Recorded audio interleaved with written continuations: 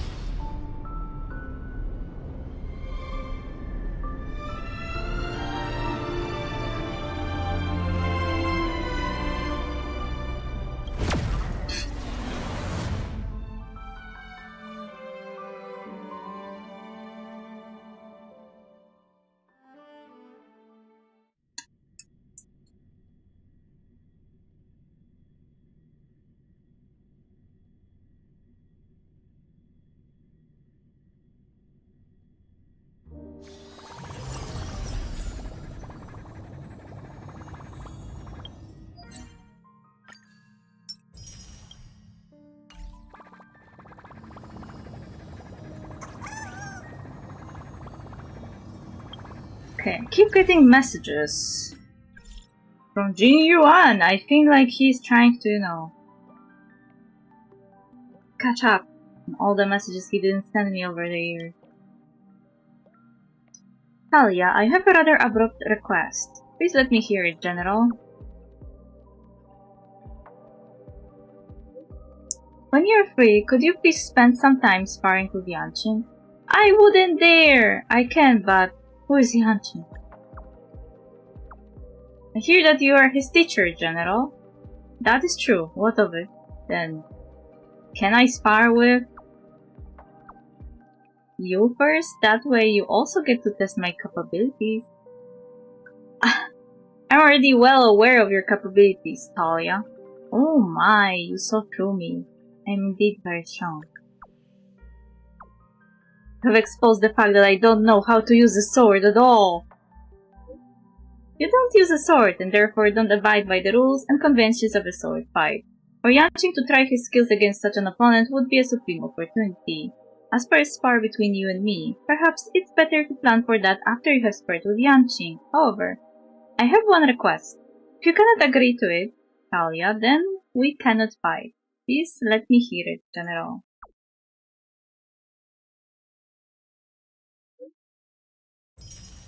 Do not book our spa for the afternoon. That time is far too tiring and sleepy. Pardon me, Talia, but I wonder whether you have the time to come to the seat of divine foresight right now for a game of C and Joe Star Chess. Can I even get inside the seat of divine foresight? I don't know how to play C and Joe Star Chess.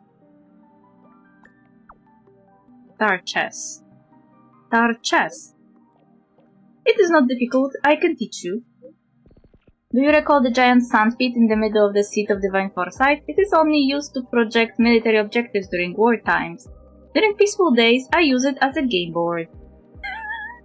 I like to study star chess puzzles in books when I am free, but there are only so many of them. Once I've solved all the puzzles, I still need to seek out real opponents. Would you be interested? Of course. Let me think. Since the general is inviting me, then I will learn this game no matter how hard it is. In that case, I will tell you the truth of what's happening without fear of you laughing at me, Talia.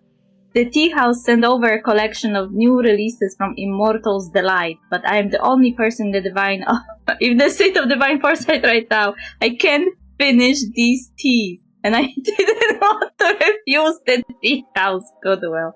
I will head over immediately to help, General. Excellent.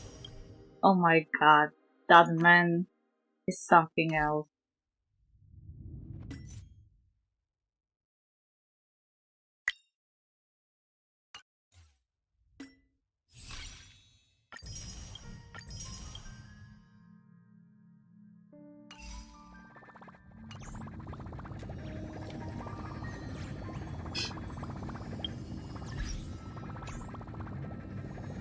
Okay, we should go to the mission area.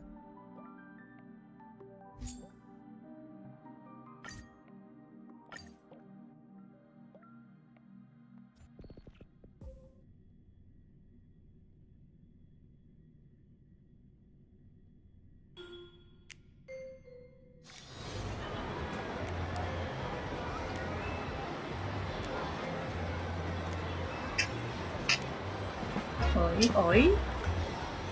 Oi, oi. What is this? Why did it stop? Hello? Hello?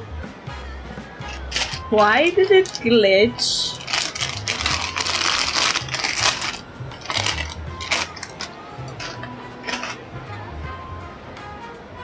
That's unfair. Okay, it unglitched.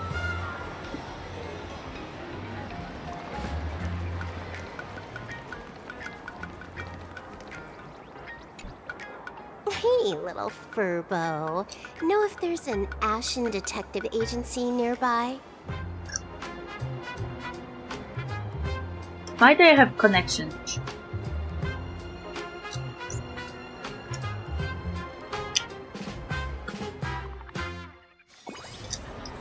Hey!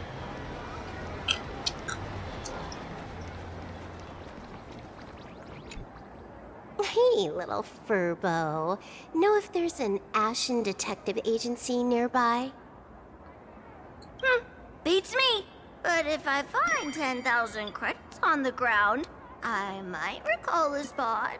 Oh my god! 10,000 for directions? Fine. Job first. Oh, wow. Looks like 10,000 credits from my account just hopped to end up in yours for no reason. Now, spill. Whoa! Generous, miss. The place you're looking for is upstairs. That detective's renting my boss's space for his agency. Isn't his boss Nick Hillux? So, Asheville is renting from Nihilux? But he's zonked out in the day, and his doors are locked at night. No clue how he earns any money. Maybe he's a vampire?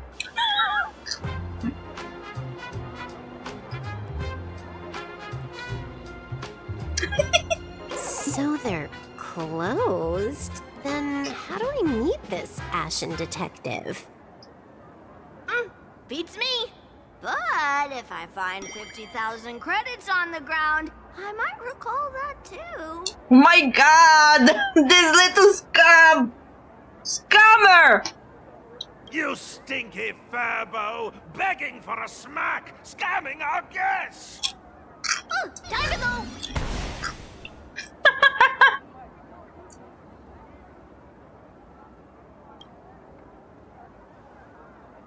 Hi, I'm Narrator, receptionist at the Ashen Detective Agency. I'm the assistant of that Mr. Detective. Narrator? What sane person gives their pet that name? Lol. Actually, on point. That would be the dude upstairs. By the way, that mangy furbo didn't fleece you, right? It did. A full 10,000. Do you want me to catch that sneaky furbo for you and get your money back?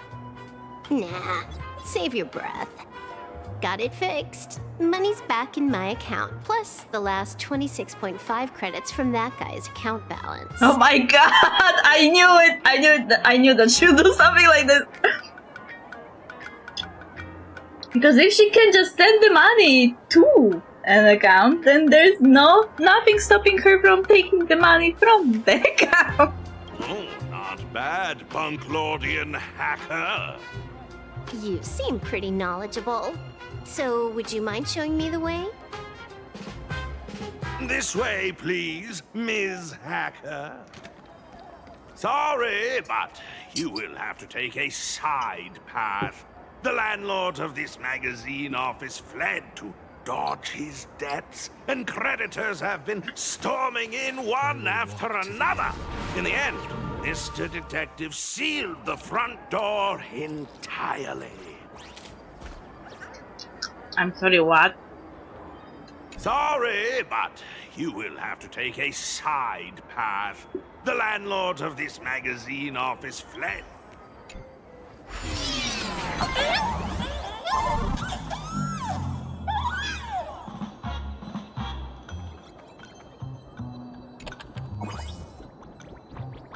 Oh, I can see a purple.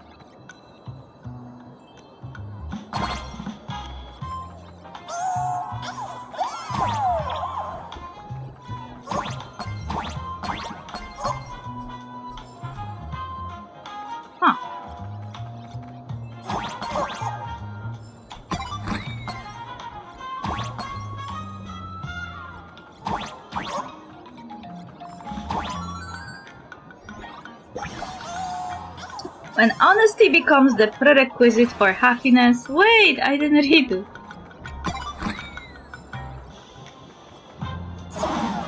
Ah! Oopsie daisy.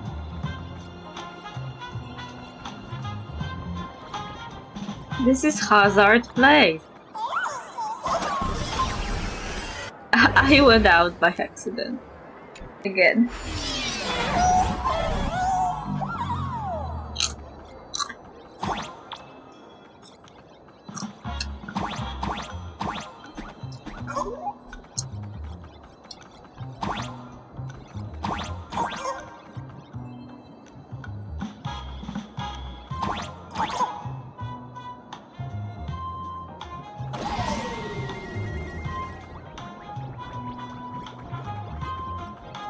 Why are there so many furbos? They're all employees of this magazine company.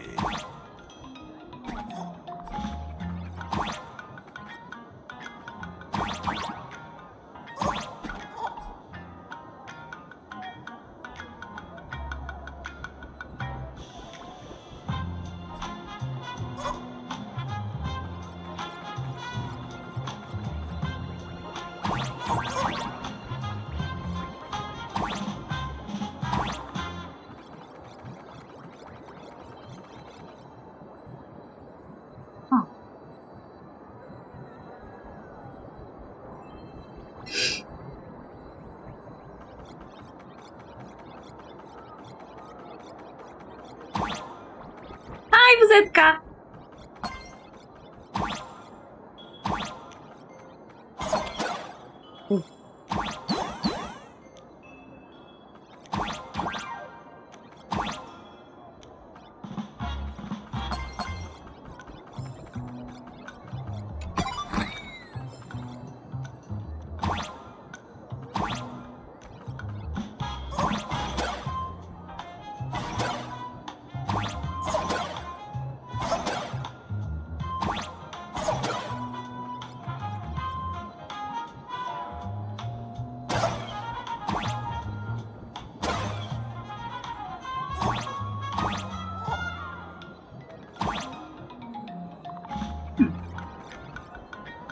What's up? I don't know. Look, do you see the place? Do you see it? Look, they're purples. Those are all tanuki, I think. They work in the editor's company.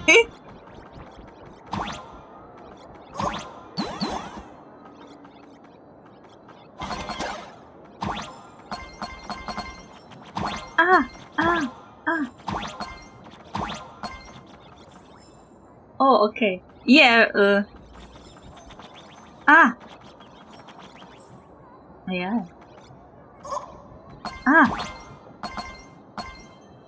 Don't rob me of my money. Why does this scene feel like a punishment round from a game? Office survival's way more brutal than any game. I don't remember if you were here when I was being stalked by one of those purbos trying to write a really not nice article about it.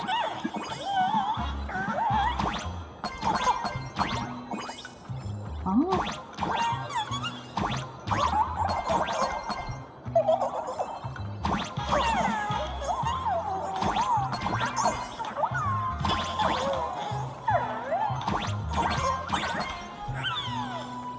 I think I remember something. I was being treated like a celebrity. Oh wait, there's one more. Are they commenting on my skills? They said nice shot.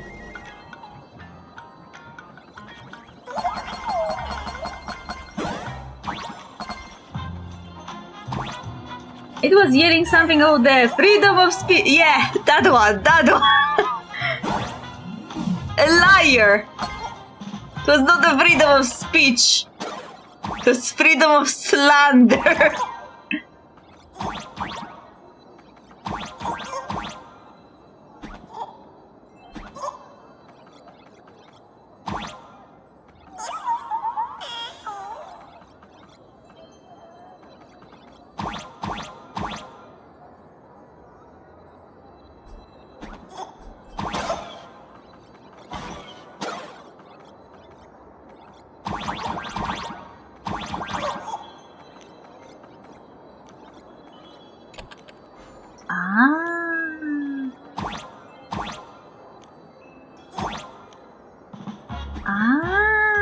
Okay, now I know how to do this.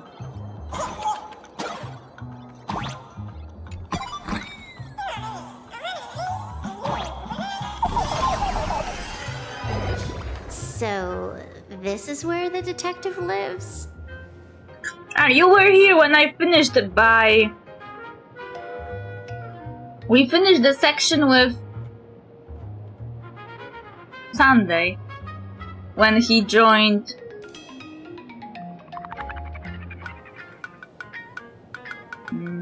the Phantasmon games. And then we were going to visit the detective, so I just started from that point.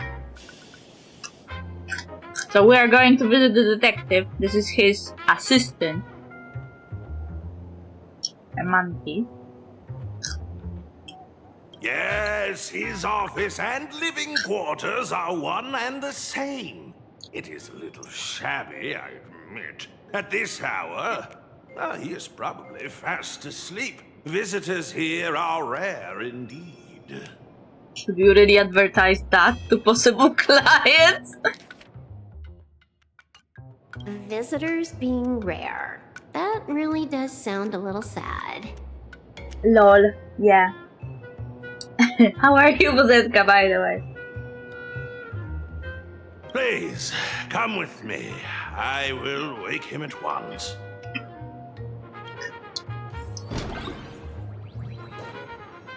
Hey, look! Look! This is a statue with an emoticon on its face! Oh my god. Looks so funny.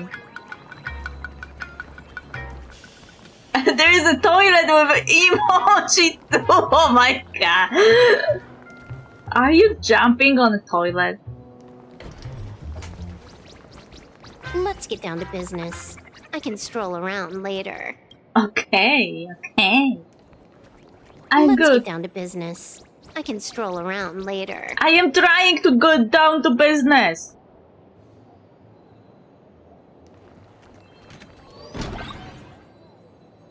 I'm good, still sick. That's some lucky decor. I mean, this is a planet where everything that exists within Mediascape can become real. So imagine your favorite comic character becoming real on this planet. They're called Imaginae. They're imaginary creatures created by the power of imagination. And they can appear on this planet as if they were real. So that's why the emojis are here. Time to get up, Mr. Ashvale. LOL.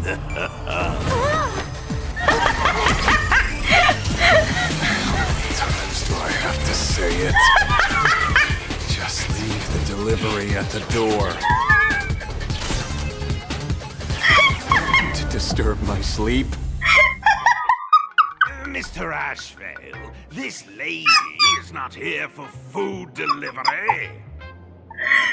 The furbo at the front of the shop tried to scam us for money and said that the detective never leaves his office and was saying basically, maybe he's a vampire, and now you have this guy basically doing the vampire waking up. Why are you sleeping in a box, though? Is that wine next to the box? Is that wine? He is a vampire stereotype. But at the same time, he has wolf imagery. Yeah, he is associated with wolves, so it's even more funny because it kind of looks like he's a werewolf at the same time. He lives for the vibes. Yeah. Yeah. Oh, then she must be here to kill me.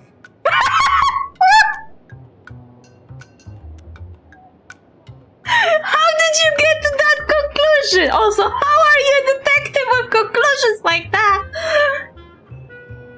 I can respect this amount of commitment. Yeah, I mean, when he was waking up, there was also this weird, gamey kinda UI when he was waking up. And he had 3 bars with a wolf. Yeah? And I don't know why, but it reminds me just a tiny bit of The Witcher. I don't know why, even though the bars are not exactly the same. They don't even look like the ones from The Witcher, but the wolf and the bars next to the wolf just kinda evoke The Witcher UI to me.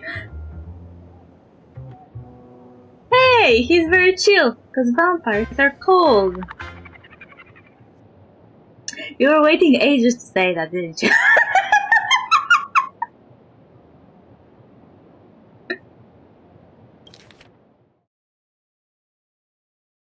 Mr. Ashil, this lady is not here for food delivery. Oh, then she must be here to kill me.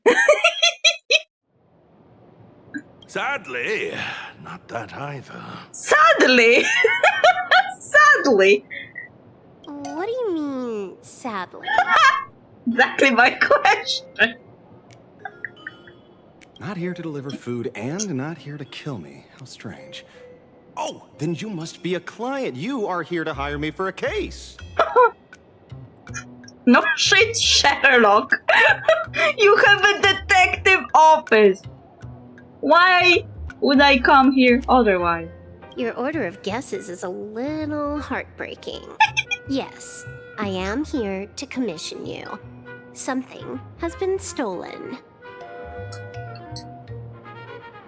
So very professional. Wait, they said that they didn't have many clients, so I guess that was his first sound. What did you lose? A person, along with an ancient mask that should have been mine. How do you lose a person? Also, look, Silver Wolf also has a wolf here. Oh, it's kind of funny actually. She is named Silver Wolf, and she talks to a guy who is also kinda has a wolf imagery on him. He has like a wolf insignia on his hat. See? Interesting.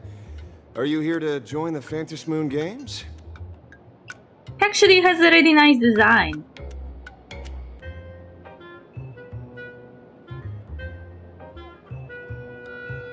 Wait a second. Do you see his clothes?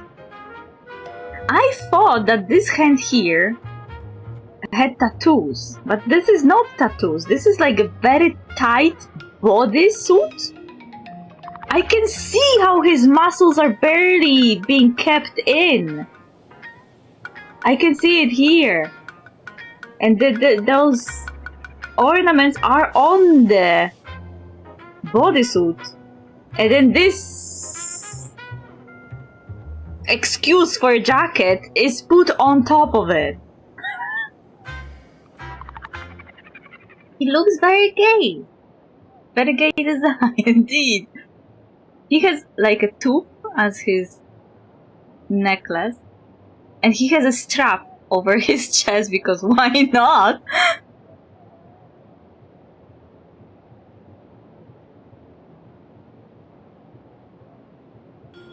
At that moment, a cloud of suspicion rises in the detective's mind. Who exactly is this girl? So his assistant is there to to deliver the narration. That's why he's named narrator. Mr. N, stop the voiceover when we're talking business. No. Oh, stop! You pay me 900 credits an hour plus 2 bananas just for this, don't you? Lol. Yes, but at least throw me a few clues while you work. Between the detective and their assistant, at least one of them should know a thing or two about deduction, right? Why does this sentence sound as if he never did detective work in his life? A name flashed through the otherwise empty mind of the detective.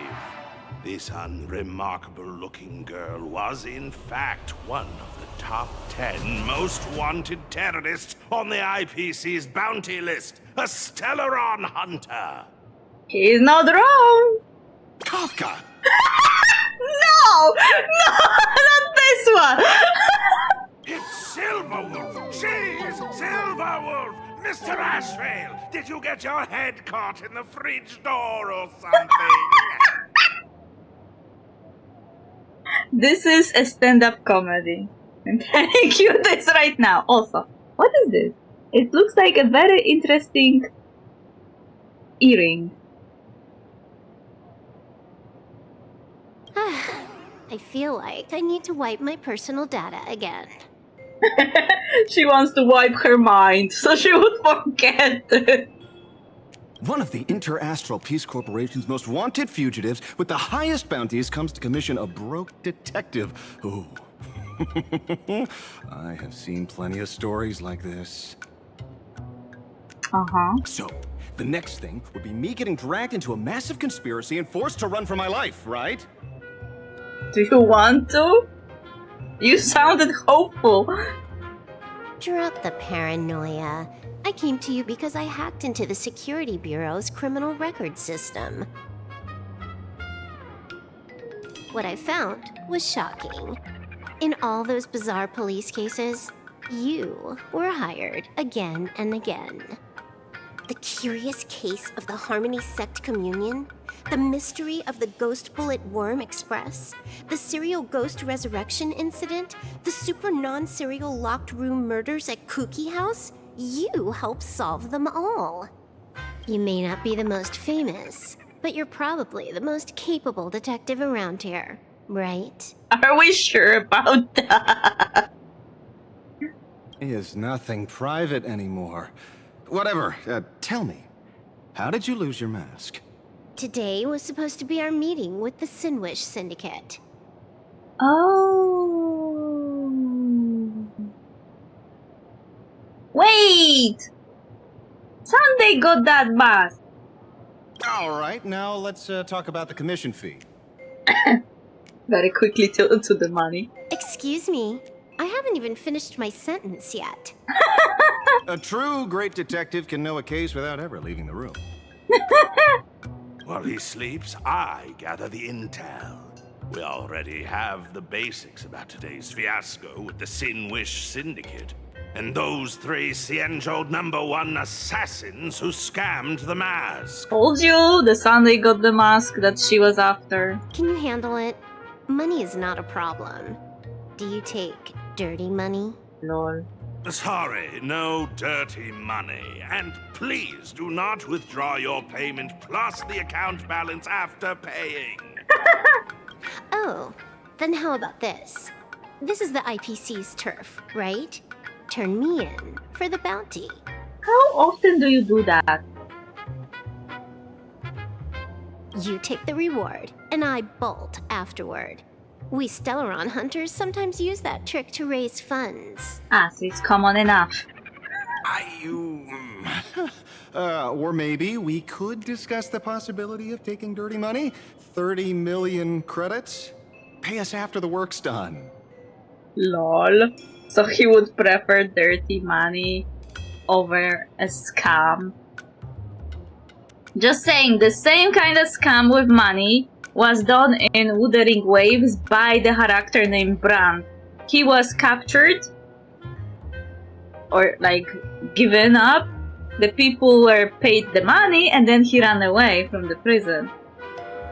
And I guess it happens often enough for him. So I guess for Stellaron hunters it also happens often enough. That's the only legal way to earn money, I guess, for them. Deal. I'll try to get that money over the next few days. Here's my contact info. Update me the moment you have any news. Pay us after the work? When did our office have a rule like that? Lol. That rule got made just now. Oh, my dear Mr. N, did you truly want to take dirty money? I have come up with another way to make money. Let me reach out to a certain big shot first. Lol. Madam Pearl, I've obtained solid intel. Oh, that was quick. That was quick. Mr. Ashvale, the chance of you initiating a call at this hour is under 5%. Doesn't she sound a little flirty? I mean, I heard that people were talking about this line specifically because the voice actress of Pearl and voice actor of Asheville in real life are together. And apparently, the voice actress of Pearl was told by the voice director to stop talking to Asheville like she's talking to her boyfriend. And people were commenting on this line, and I can definitely hear it. She doesn't sound like when she was talking with Himeko and Well, or with the other people with the business setting she was in, because she was in the business setting with Himeko, with Welt, with her secretary, with Yao Guang. And here, I hear some kind of flirty tune. Let me guess. Perhaps you are finally ready to consider my offer. No, I found the trail of the Stellaron hunters. They are here in plain Arcadia, and they even plan to crash the Phantasmoon Games. That was quick. You reported her immediately after she left. I can send you her coordinates quietly, without anyone noticing. Quietly, without anyone noticing. I knew it. I knew it that she won't just leave and won't check on him. The Phantasm Games? The moment your IPC chose to speedrun it, it was fated to be more than just a game of fun. And you want me to take part? That is asking a bit much of an old man.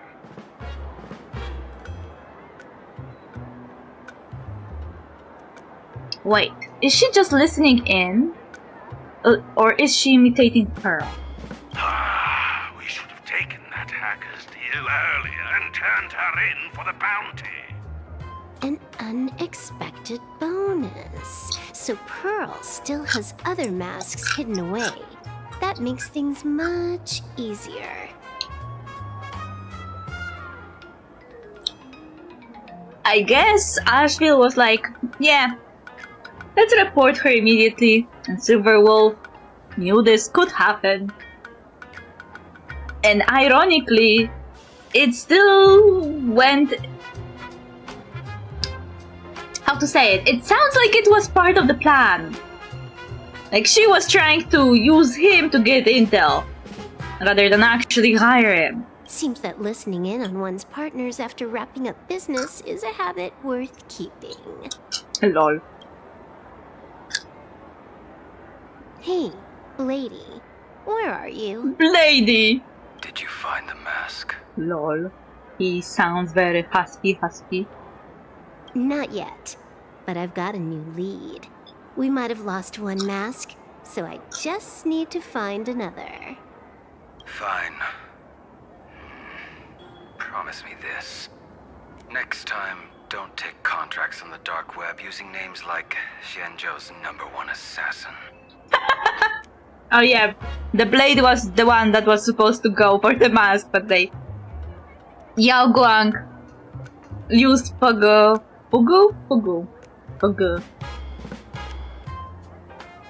You know who, the fox lady. And Sunday and Danhang to snatch the mask. Okay. By the way, can you tell me what script Elio gave you this time? A completely blank page. I'm sorry, what? Does it mean that he has no role to play? Or that he can do whatever he wants? Meanwhile, Talia, who escaped from school alone, actually... So, Wait, what? you're saying is that this Miss Sparksy, who was originally just a virtual avatar, has now crossed into reality and taken entire school staff and students hostage. I get it. So it's just a typical case of the idiogenerative imagine phenomenon. What phenomenon?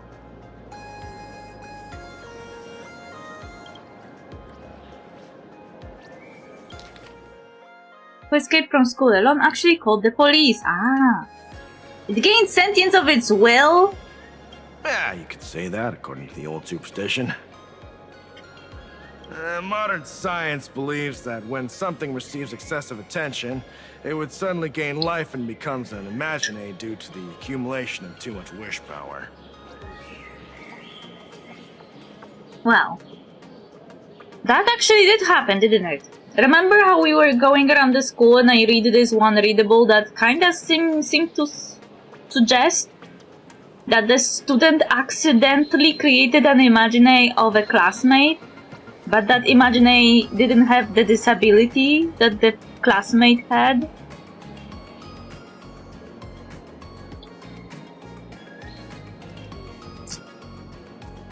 But getting sentience is like a step over. Like creating an imaginary is easy, but making imaginary act as an actual living person, that's a step higher. What kind of modern science is that supposed to be? Plain Arcadia's modern science, of course. Aha. A typical case?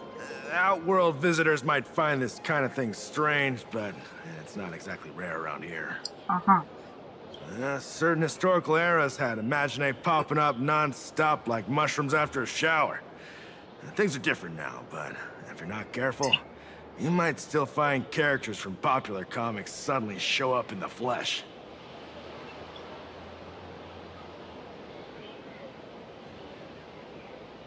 If you're not careful, you will get Naruto and Sasuke beating their asses in the broad daylight. Ideogenitive. Sorry.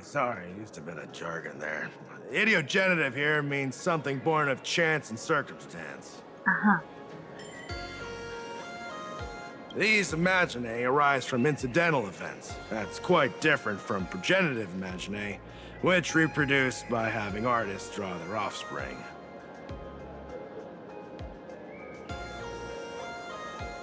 Offspring? Does it count as a child then? When are you heading out? Heading out? Where to? Oh, you mean going to Graphi Academy to arrest this illegal imaginae? We can't.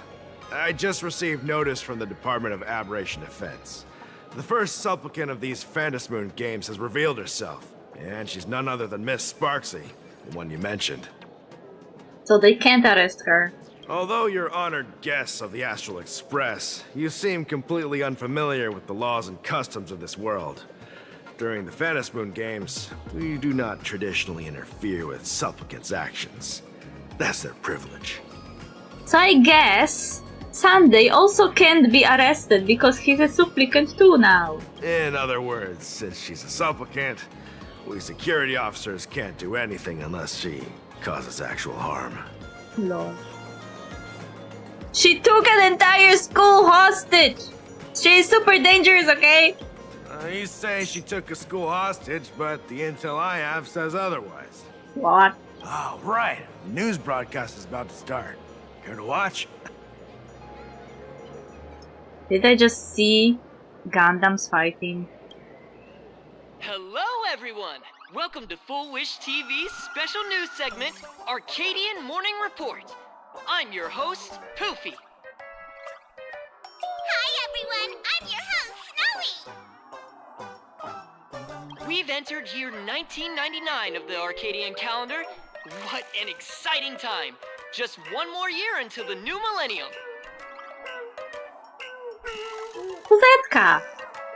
This is the Millennials planet! Look! 1 year and there will be a millennium! Over 500 years ago, a famous prophet made a prediction. In year 1999, a terrifying devil will descend from the sky.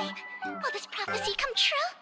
Can Plain Arcadia safely make it through this crucial year? Devil from the sky? What? Yeah, I mean, I am laughing. That this planet kinda resembles like an... Remember how the video games used to be before 2000? Like a lot of platform games, a lot of like pixel games, you know? That planet, that's why the planet reminds me of the time when we were before and after, shortly after the millennium. Because it kinda feels like it's trying to evoke those times with all those old school games, arcades, comics. The only more like regular new thing are streamers. Like, there are streamers on this planet. So this is like one of the newest things. But everything else is kind of like 90s. Yeah, 90s nostalgia.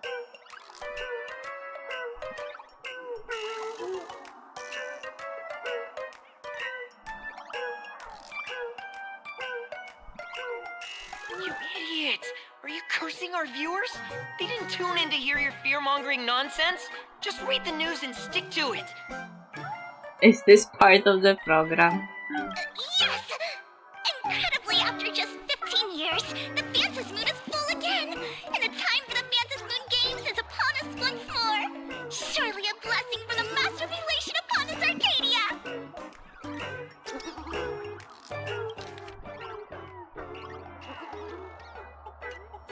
Which supplicants will appear in these Phantasm Moon games? And what mind-blowing miracles will they bring to everyone?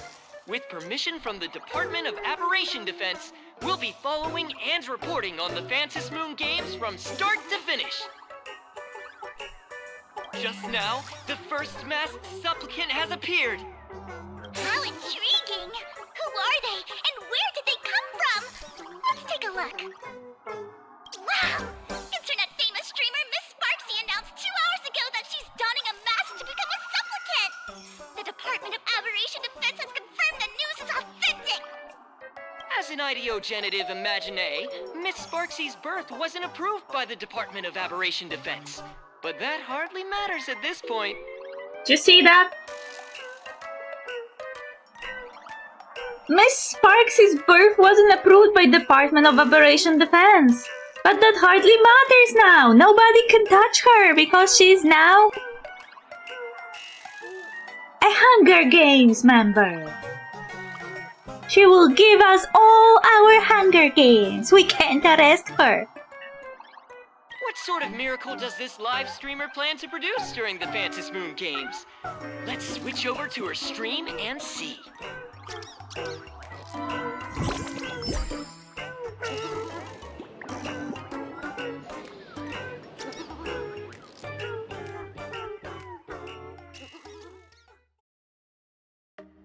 Yoo-hoo! And we're back from the commercial break. A big thank you to Love Insurance for being the title sponsor of today's Sparkstacular Arcadian Adventures livestream. She even has sponsors. Audience 78,000.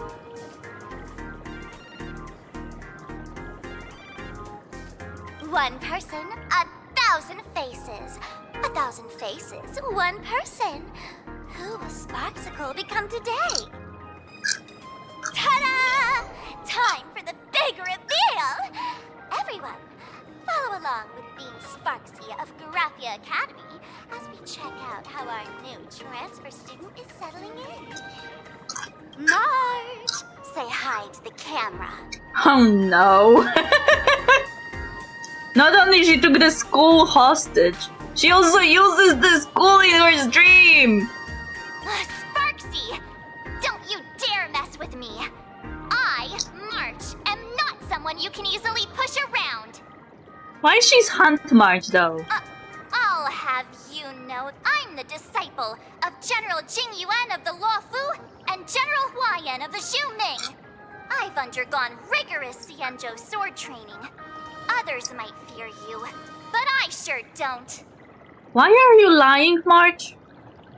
She wasn't a disciple of General Jing Yuan and General Huayan. She was the disciple of their kids they are teaching. Meaning...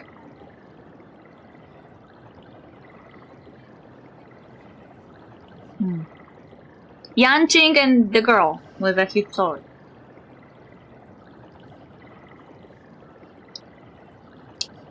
My, March seems quite worked up. Is it because she's a bit nervous about her first live interview? Alright then. Now, let me interview my colleague, Mr. Yang. Oh my god. Oh my god!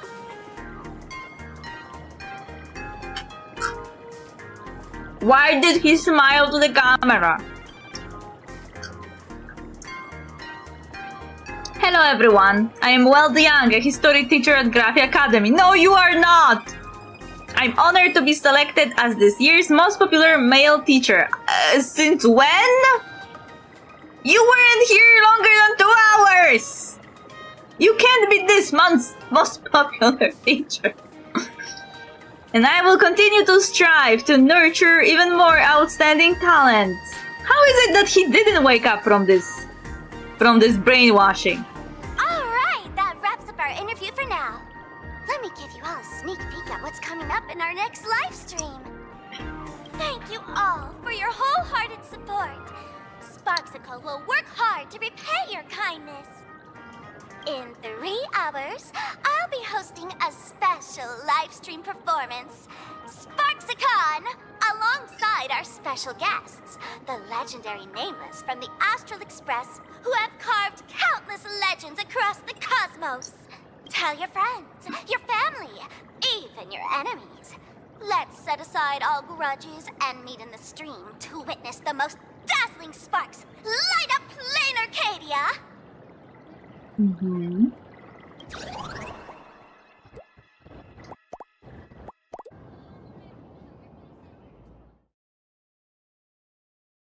What the fuck is happening?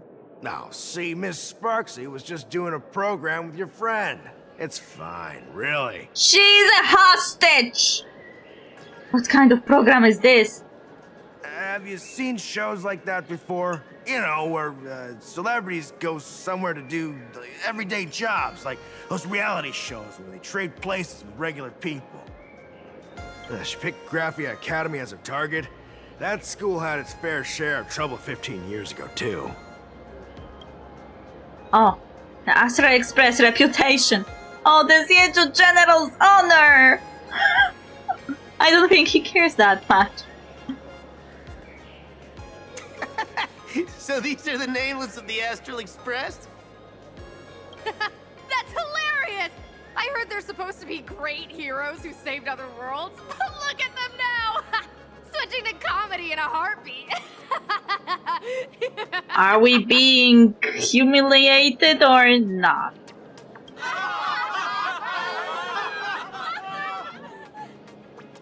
While other spectators in the plaza laugh joyfully, you can't shake off the chill creeping over you. Darn it! Soon the whole of Plain Arcadia will be saying Sparksy caught the Astral Express crew in one go and made us the butt of jokes. Our reputation would also turn into her trophy. Oh, right. Please keep this Phantom Moon Games emergency response guide safe. Some sections in it might come in handy. During the Phantasmoon Games, numerous unpredictable aberrations and incidents will occur throughout Plan Arcadia, due to factors such as miracles offered by supplicants, oversaturated wish power, and concentrated generation of aberrant disaster. All local residents and off-world visitors are advised to remain calm. Stay tuned to news reports from the Department of Aberration Defense. Steer clear of dangerous zones and safely enjoy the Phantasmoon Games. Should you encounter any emergencies, please refer to the response guidelines, which can greatly improve your chances of survival. If you find yourself caught in an anomaly triggered by a supplicant, immediately distance yourself and head towards home. During this time, do not respond to any voices coming from behind you or from your right. What is this? What is this advice? Home is an enclosed or semi-enclosed space suitable for human habitation, generally containing objects such as chairs, beds, wash basins, etc. If the home you are in does not meet the above definition, immediately read the following. There are no monkeys dancing on giant teeth, and no black lizards can be seen in the whale's belly. Okay. Remain still and wait for a safety notice from the Department of Operation Defense. Safety notices from the Department of Operation Defense come in several forms: broadcast, TV news, online streams, and so on. The broadcaster's head should consist of eyes, ears, a mouth, and a nose, not a pineapple or an apple. Related report. Masks of elation were stolen by the Riddlers. Nouns and verbs in the cognition of ternary city citizens have been swapped, causing mass chaos. Perpetrators still at work. Okay. If you lose your way and find yourself within a supplicant sphere of influence, you can take refuge in a nearby fragment of the world in Canvas. But please note, in the vast majority of cases, Canvas fragments won't talk, won't laugh, and have no teeth. Okay. The safe zone at the edge of the world in Canvas retains close to reality three-dimensional coordinate axis. You notice your body starting to become two-dimensional. Immediately turn back the way you came. Objects that fall from the sky en masse are usually rain. Rain is a collection of water, not candy, and definitely not vintage flip phones. If you encounter a similar phenomenon, do not answer messages from the candy, and do not eat the phone! A joke is a piece of information designed to induce laughter and does not possess the ability to move. If a joke claims it's heading to its friend, the refrigerator's wedding, to steal away its electric toothbrush bride, please board the nearest science fiction novel and get out of there. What? Related report, a masked fool exploited the gift of the laughter to create infinite improbability phenomena in Rainbow City and was subsequently taken down in a joint operation by the Tavern and the Department of Operation Defense. If you happen to get trapped inside a television, stand as close to the screen as possible to maximize your on-screen presence. When you hear children's songs being sung in a chorus around you, whatever you do, do not sing along. When attempting the above, make sure you're inside the TV, not trying to walk into it. Related report, children's program host lures massive audience into a carefree fairy tale kingdom, now officially classified as a kidnapping case. Oh my god. Friendly reminder, this guide will be updated and revised after each round of Phantasmoon games. Please ensure you have the latest version published for the current Phantasmoon game. If there's nothing else, I'll be going now. See ya. Useless! I told you so. Even calling the police was useless. Yeah, I just said that. Right now, you're their only hope. And that red boss lady of yours. She's here too. What? Are you alright? Did you get hurt when you ran away?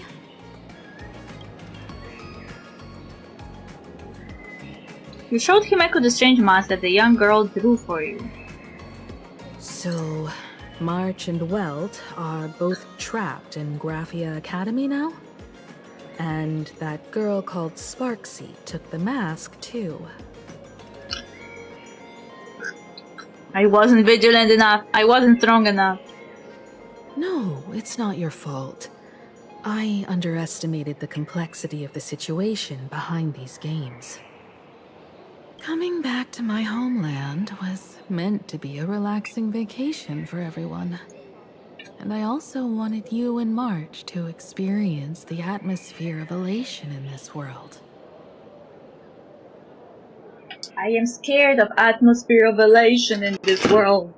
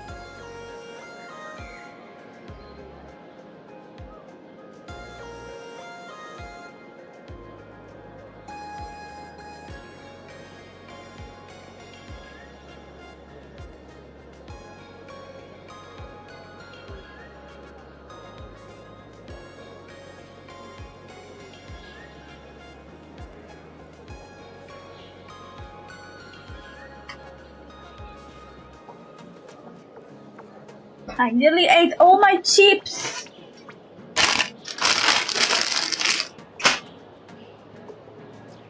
I was snacking and snacking and snacking and there's like half of the package gone.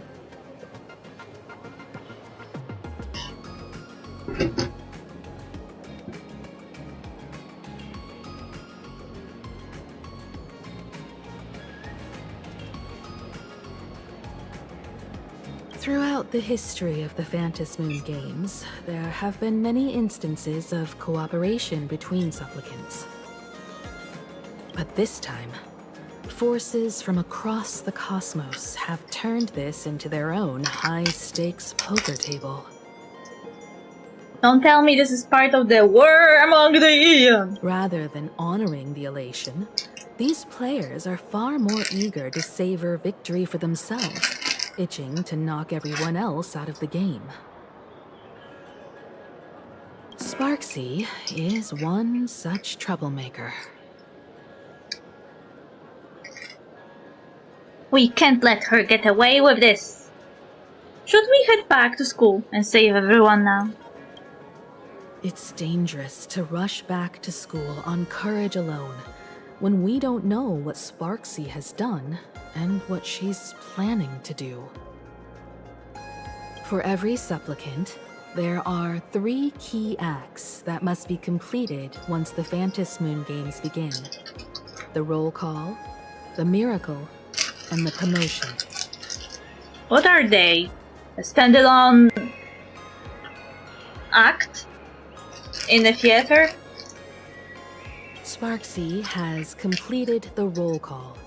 She took the mask and declared her entry into the games, drawing everyone's attention to the news that the first supplicant has appeared. Next, she must strive to make a miracle happen, bear the people's wishes, and answer with a great feat. If I'm not mistaken, Sparksy is waiting for us to walk right into her trap. For her, there couldn't be a better opponent than the Astral Express for this first battle between supplicants.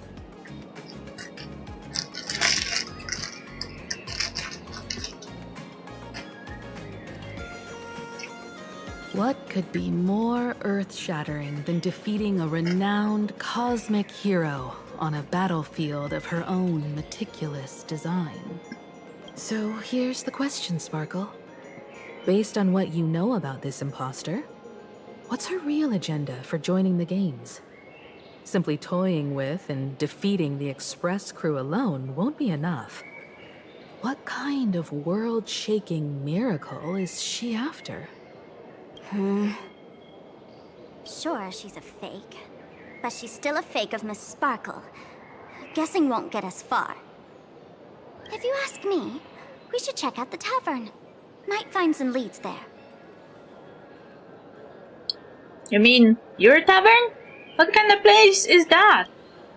The Masked Fool's headquarters. The World's End Tavern. That's right. How could we pull off something this insane without Miss Sparkle's prized collection I've been hoarding all these years? That imposter must have known this well. Before this operation, she definitely went to the tavern, using my name. Most fools can't tell the difference between me and that imposter. Or maybe they just don't care. But if we can find out who I talked to and which treasures I stole from my collection of items, we'll naturally figure out what that imposter is up to. That's a good plan, but I can't let you act alone. Can you take both of us into the tavern? Take this business card. The address of the tavern is printed on it.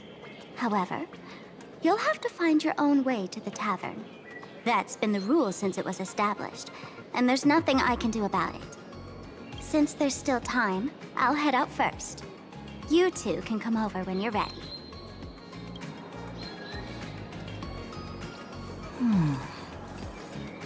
March, Mr. Young. Can Sparkle be trusted?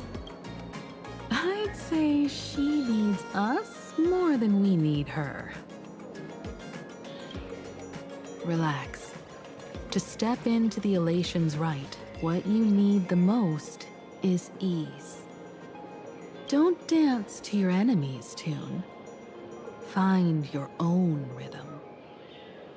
That's actually really nice advice. Now it's our turn to set the steps. There is an EO cat in the background. World End Tavern. Location: Dovebrook District, near the Sinwish Syndicate office. Dovebrook District. It's been a while since I've been home. Perfect timing. Don Hung and Sunday have made some new discoveries. I asked them to meet up with us later. Himeko's home is in Dobruk district, the place where Himeko grew up. Don't get your hopes up too high. Looks like this vacation trip has gone right back to our usual trouble magnet mode. Now this is the kind of vacation the Nameless just has to savor. I'm exhausted. I don't want to work. Can't Soliciting is strictly prohibited in this plaza.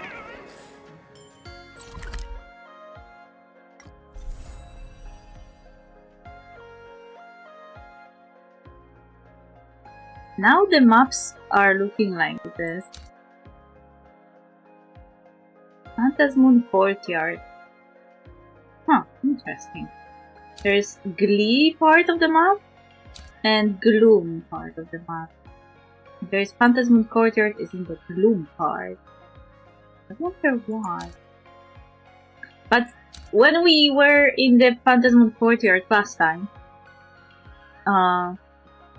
Evanesha drew mask of a supplicant for us, as if it was normal. Like, how can she do something like that?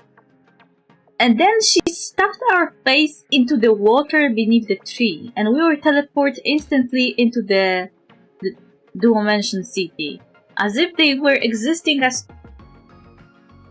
as worlds that are on two sides of the same mirror, kinda. You know, how you can cross to the different version of reality through a mirror in the second part of Alice in Wonderland. It kinda has this feel.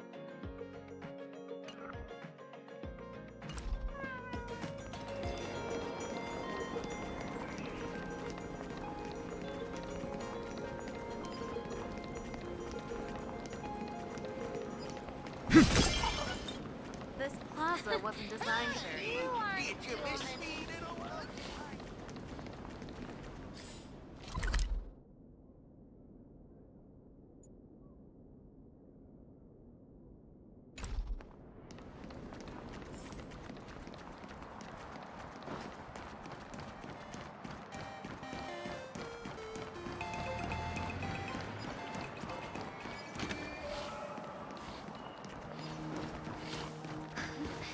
Have you heard? They're already arguing online.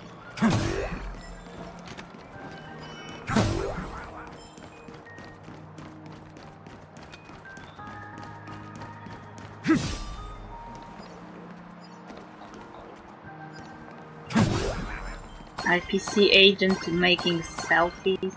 Reach out to me for Perlux Corp internal applications.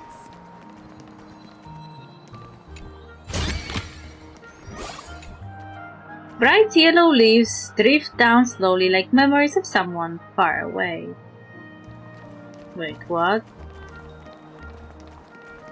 Why the music is like from the sea? The landscape architect intended... Wait, what?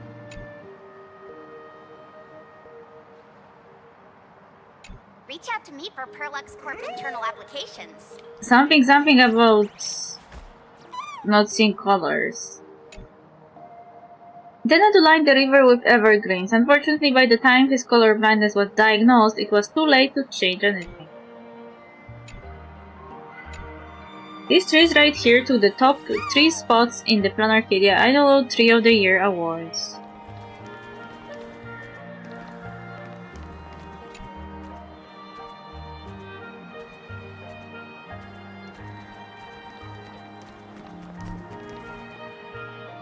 Divine Sage? Who the fuck are you?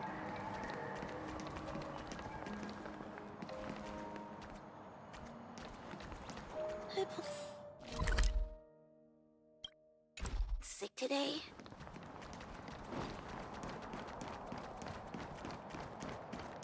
When I get rich, get upset whenever I see couples being sweet together. Hey! Hey, they look like Final and Mighty. Because of the colors.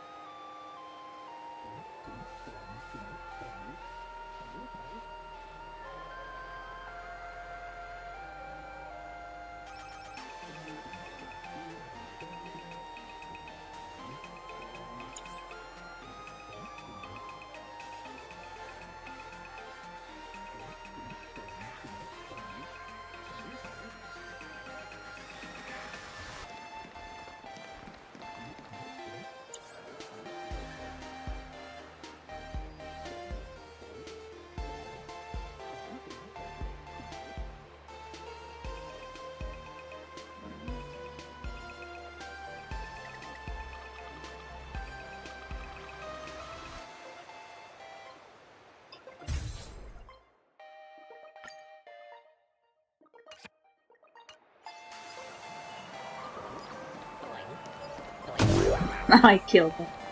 If you want to keep going, over my dead body. And evil.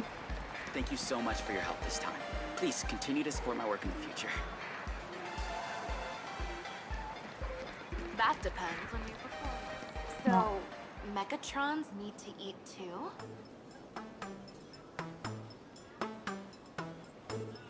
The desire of delicious food is engraved within the soul of every sentient life form.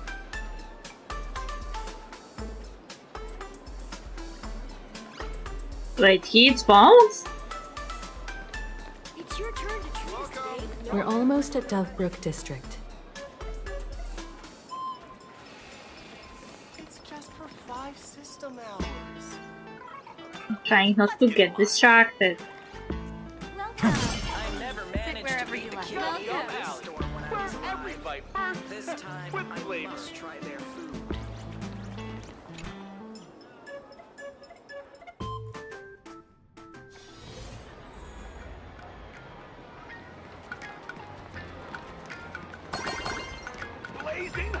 Quite a bustling district. Is this really where Himiko lived back then? It's been 15 years since I've been back. I wonder what's become of these houses now. If they're being rented out, or if they've been sold off already. Perhaps they've become like the Graphia family. Nothing but empty shells of their former glory. Let's go. Stay safe on the road.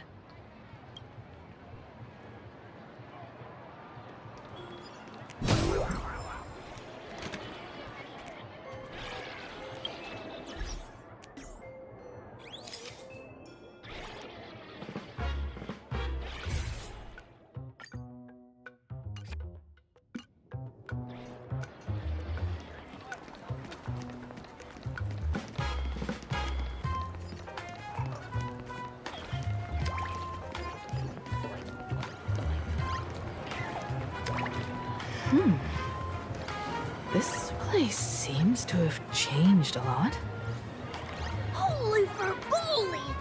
Great Raccoon, you really came! There's a Furbo calling out to you. Why don't we go take a look? So we are also going to visit the detective. Bro, try my best For your today. interest in the Research Society. Happy smiles. Oh, white cat lady. Rest assured, I haven't forgotten a single thing about the compensation. You little paparazzi ass. This Furbo was actually waiting outside the magazine's office just to make amends? Furbo absurdo. What are those idioms? And you are? The tabloid journalist who took my picture. Quite the escapade, long story. You told him about the whole series of events with the tabloid journalist following you and the compensation claims. Aha, looks like Destiny wanted you two to meet again. And maybe score you a nice fat paycheck while at it. Would you mind coming into our magazine office to talk? Let's discuss compensation, shall we? Did he try to scam Silverwolf to pay me? It looks like the magazine publisher has taken over this entire building. Could it be? Is this Himeko's home? Strictly speaking, the entire street where this building stands belongs to my family's estate. It's said that, in their heyday, the Graphia family owned property all across Plain Arcadia. But by my generation, very little was left. When my journey reaches its end, will anyone in this world be able to inherit anything from me? I don't know. Are you going to die? I will inherit Himeko's will. Mom! No, don't say the first one. I don't want to hear that! You don't understand! Last time someone inherited Himeko's will, Himeko died! I don't want to!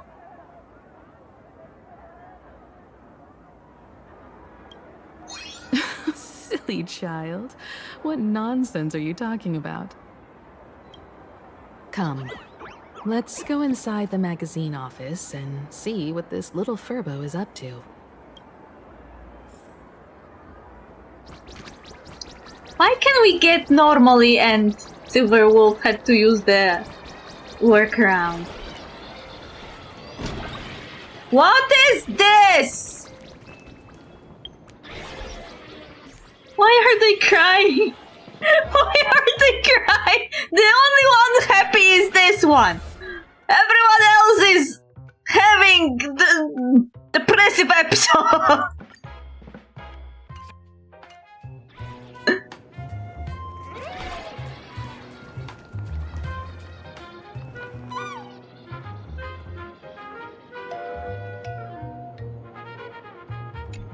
Collect an interview report. The pom-pom on this poster looks tiny, but that's just for perspective. Pom-pom is actually as tall as the rest of you in your animal forms, tall and mighty.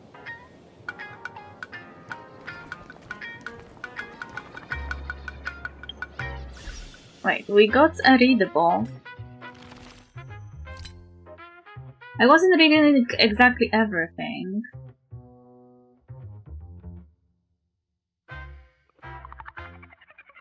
An interview report. Lily News reporter Julie Lone's exclusive interview of 2 actors. Interview location: Fullvish TV Backstage Studio. Interviews: Dubrook Kid, comedy star. Seafield Kid, tragedy star.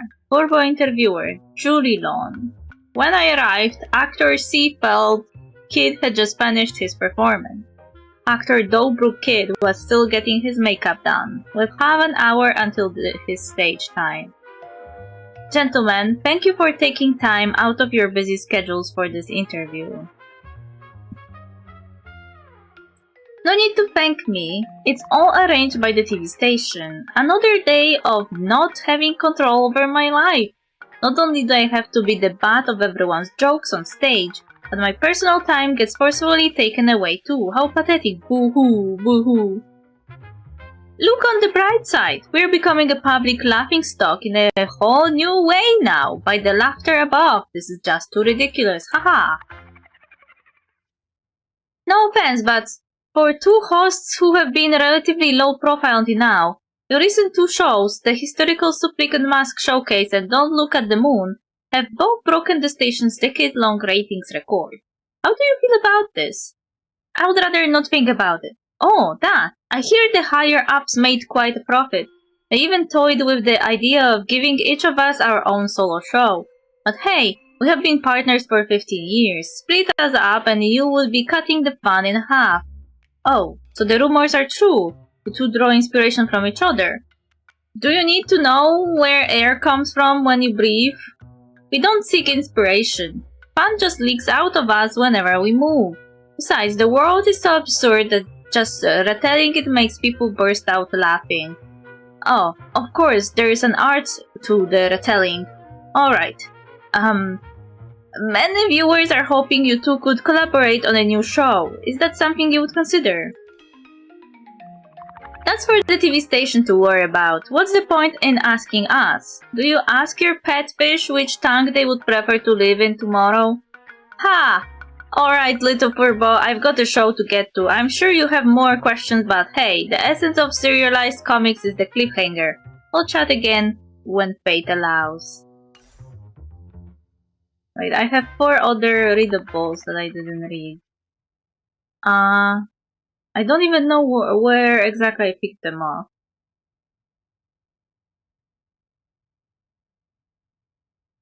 But I was not doing exploration, so I must have picked some of them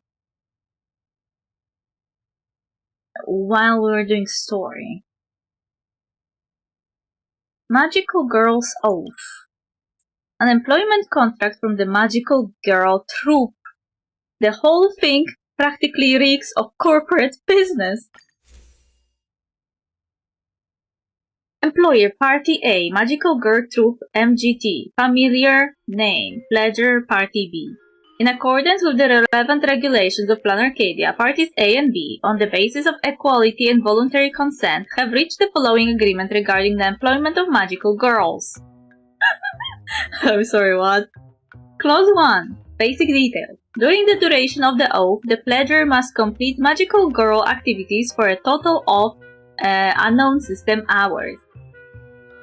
As the compensation of the oath, the pledger shall receive the following remuneration. Basic salary of unknown credit. Reasonable reimbursement incurred from the activities. Rewards based on performance. I guess even magical girls are a job now.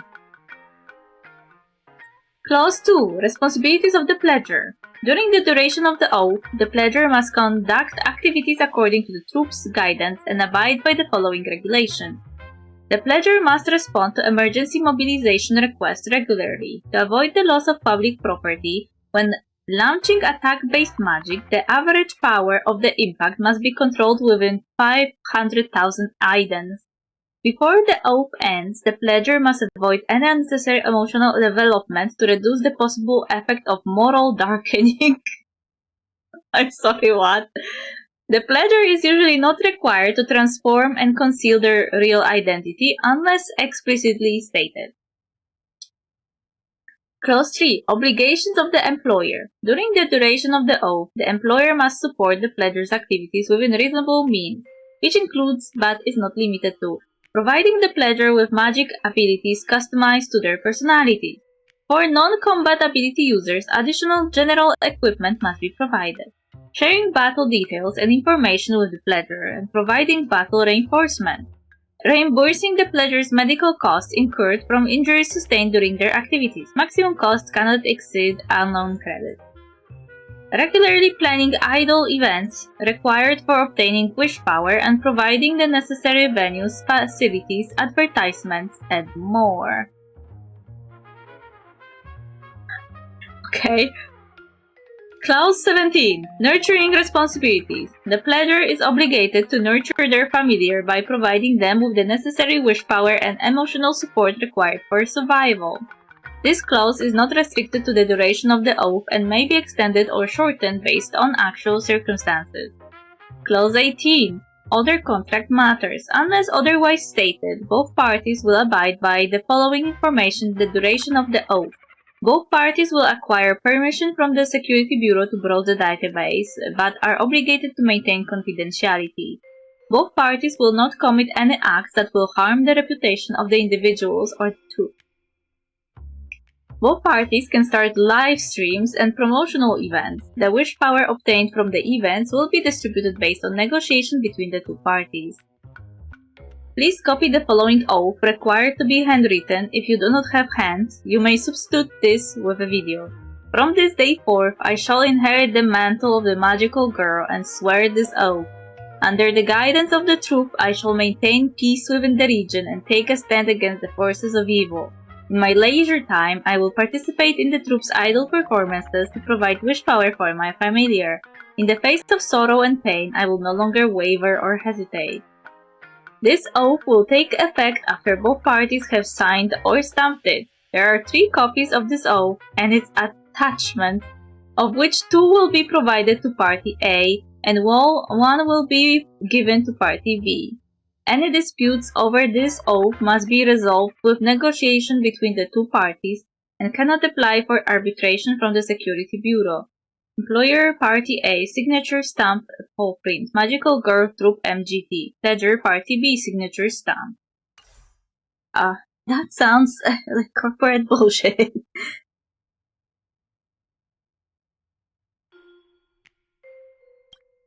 Academy Supernatural Sword Special Edition. I think we found it in the storage room within the Graphia Academy. A spooky campus story penned by some anonymous student.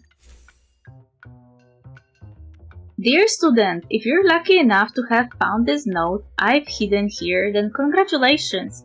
You're about to uncover the darkest secret in all of Graphia Academy.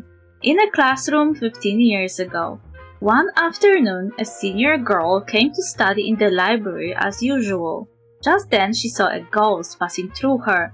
The girl was furious. This is a public space. Even ghosts shouldn't wander around the library. It's affecting people's reading. So the girl followed, wanting to scold this ghost. She walked and walked until she finally came to a narrow place. Was there even such a spot in the library? Just as she was about to turn and leave, she accidentally bumped into something. When she opened her eyes, she found herself in a classroom at dusk.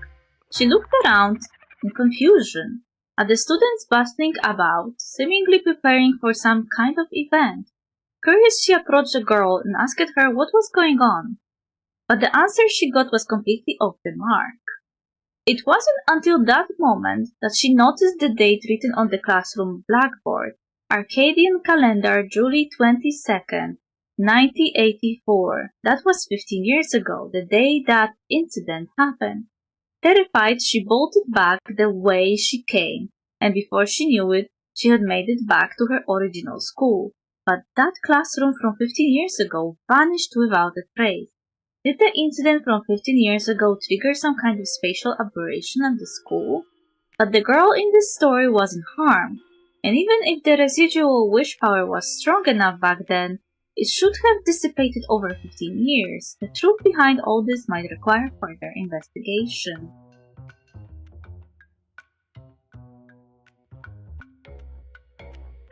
I heard some theories about this entire quest, and this readable seems to be related to some of those.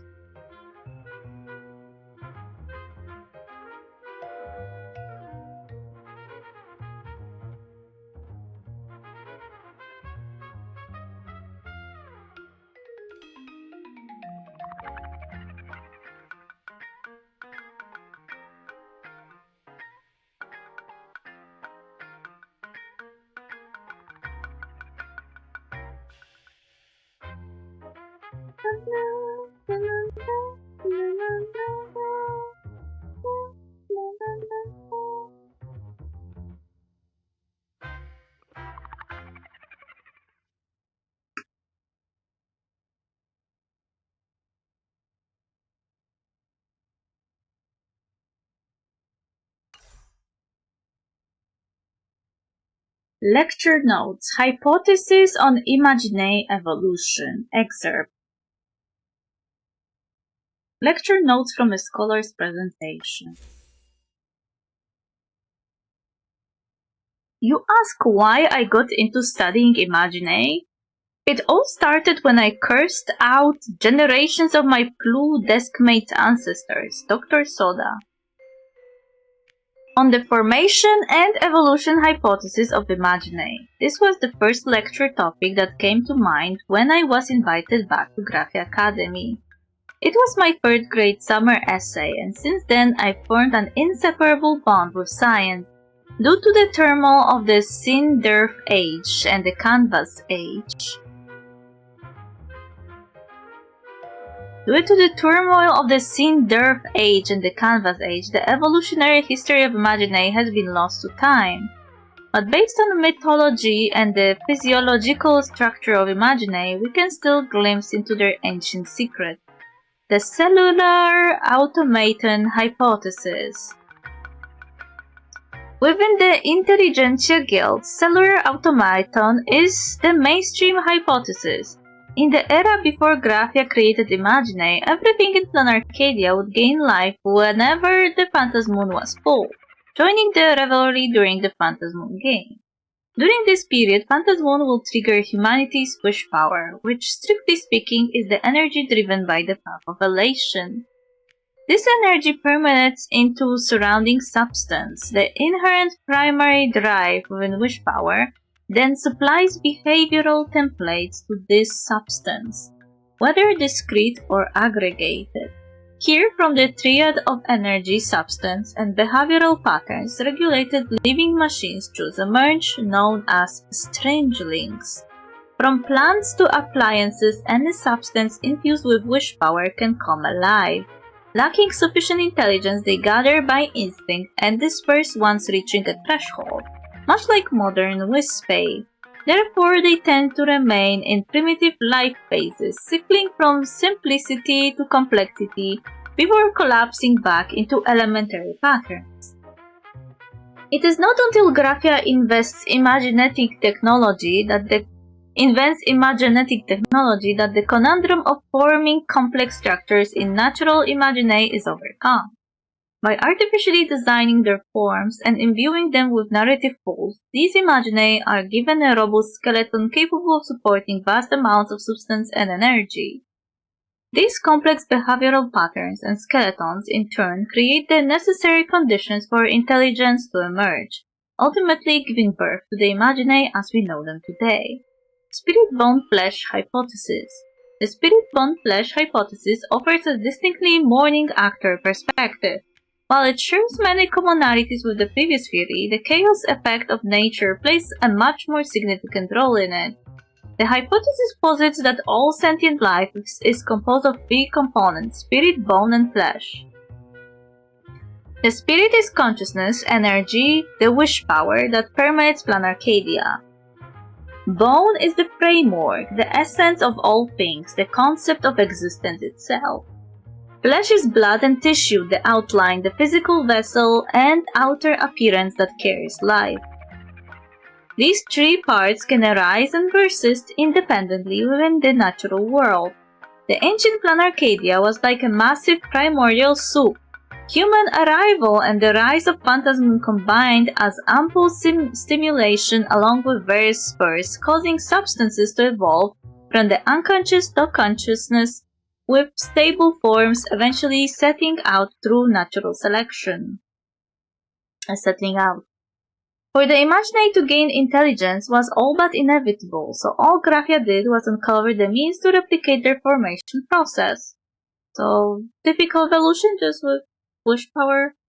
The cake of God hypothesis. The structuralist baking school claims that based on fragments of the lost The Ultra-Cosmic Baking Compendium, the prototype of imaginae originated from a cake baked by Aha when they were starving while being hunted by the Eons during the swarm disaster.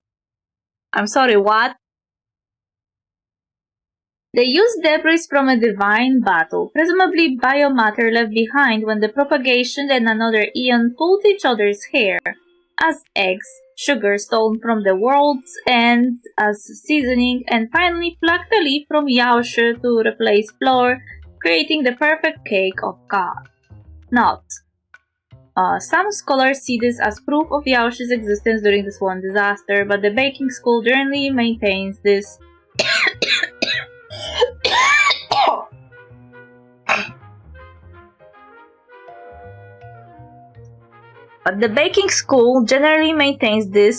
is a textual error and is dedicated to restoring the true flour.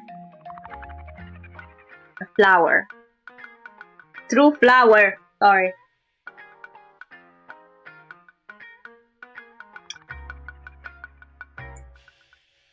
So leaf from Yaoshi was supposed to replace flour.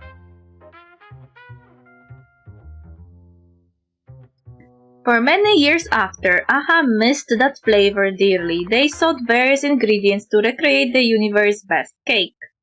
These materials piled up like construction materials beside Pipov, eventually forming Planarcadia. They built a giant oven to heat the cake, a tool later known as the Phantasmoon.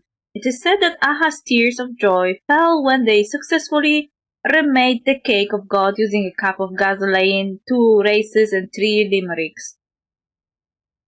In time, countless chefs gathered here to learn from Aha. Millennia later, a master baker finally recreated the cake of God using soil, ink, and stories based on the miracle. She named them Imaginae, and her name was Graphia. Okay? Divine cake theory.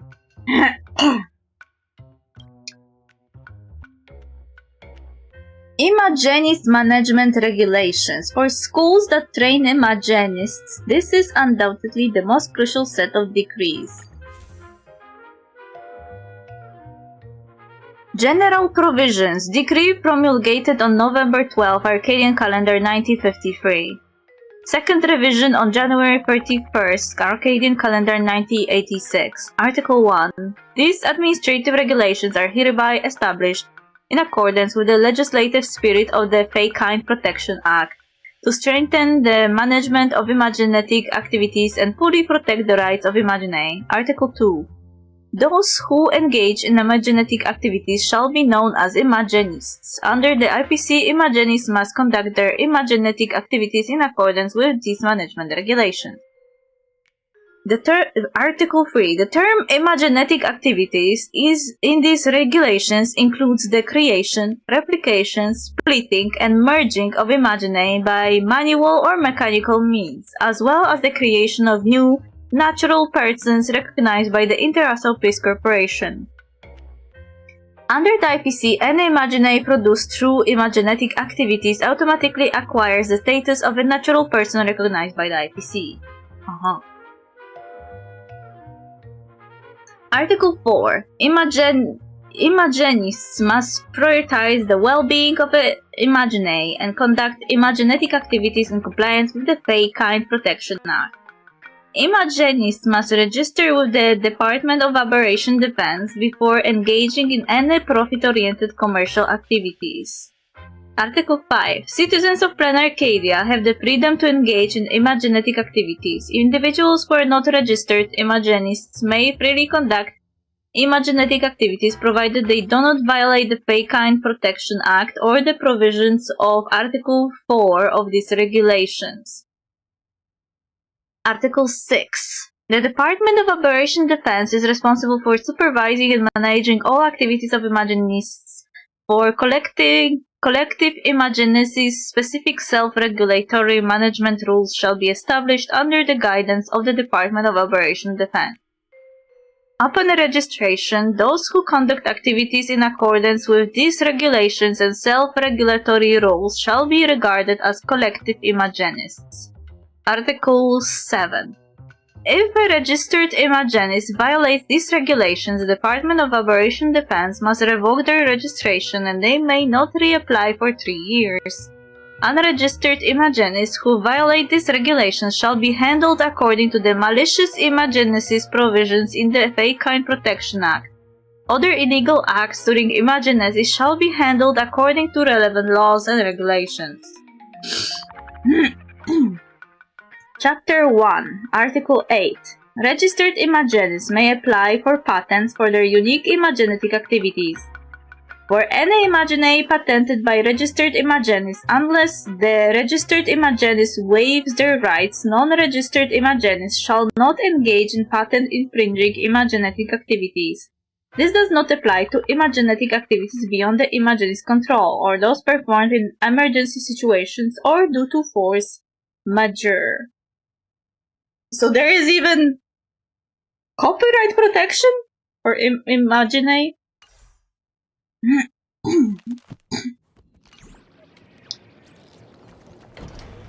Hey there, Paraprince! I brought quite an impressive creditor to visit you. Beep beep, debt collector signal detected. I'm out of here. Lol. Don't run! It's the Great Raccoon from the Astral Express! Furbos and raccoons. We're all one big family. True, because you are a Tanuki. You're not a Furba, you're a Tanuki. You're basically the same species. Beep boop. Family or not, you're all just here to collect debts, aren't you? So, what's it gonna be for compensation? What are you plotting, little Furba? You guys are canids.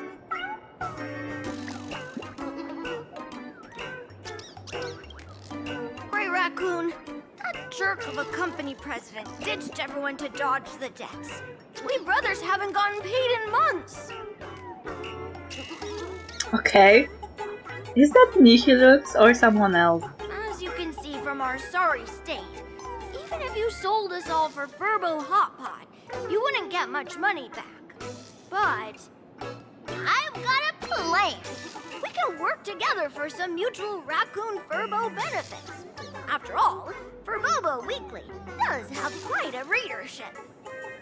Right now, the hottest news in all of Plain Arcadia is the arrival of the Astral Express. Once you become the company president, Great Raccoon, For Boba Weekly can go full throttle for you, becoming the Express's exclusive media outlet, churning out a string of hot scoops. Wait, I have to become a president? In no time, For Boba Weekly will be the #1 gossip magazine. We won't have to worry about our salaries, and Great Raccoon won't have to worry about compensation. Yeah, because I will have to pay you. You want me to work for you for free? No way! As your devoted fans, me and my bros sincerely want to compensate you handsomely for your emotional distress. Uh-huh. How I don't trust you. A magazine publisher? Now that is interesting. What do you think? I'm very interested. Is Himeko also interested? These Furbos may be crafty and full of tricks, but they can definitely help us out. A media outlet working for you, and a network of informants who can run around everywhere? Having a logistics team like that during the Phantasmoon Games would come with many perks. Okay. Okay, Himeko. You're seeing the positives in everything. And best of all, they're free. So, tell me, what does a company president have to do? Being a company president is actually super easy. Just follow me.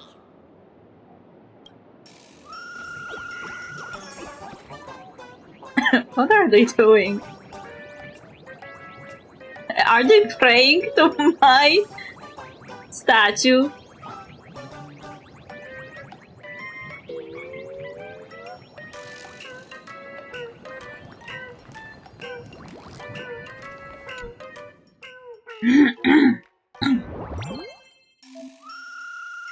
Step 1 to becoming president. Read the president's handbook. Ding! Successfully logged into the Furbo.com editorial backend system. Your position: President. Operating guidelines. 1. The Furbo journalists will invite you to their work group chat. Remember to save any good stickers. 2. Help yourself to the coffee and tea in the break room. 3. Though it's usually not that great. 4. From 2 p.m. to midnight is when the magazine is most active.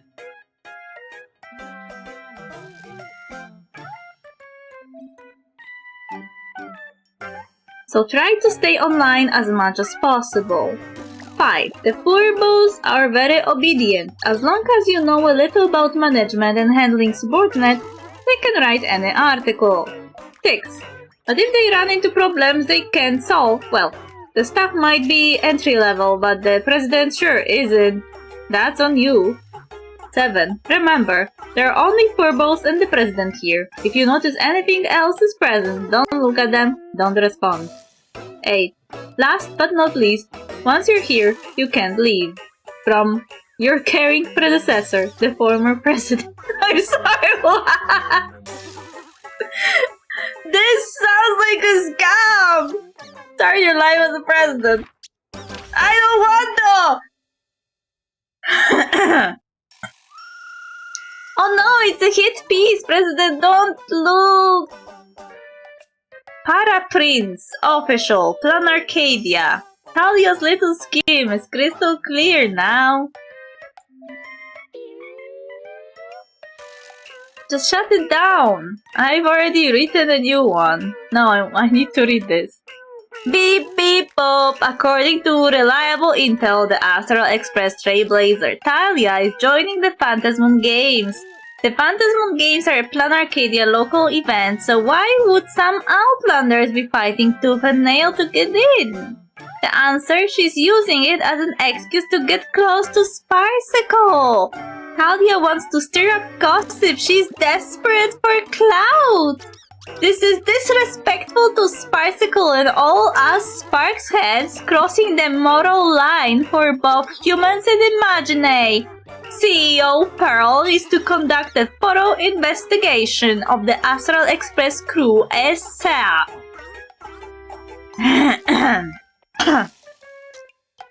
And don't even tell me to wait for the facts. Ever since she announced joining the Phantasmoon Games, every defense just makes it look worse. Stop blind worship, taking a stand.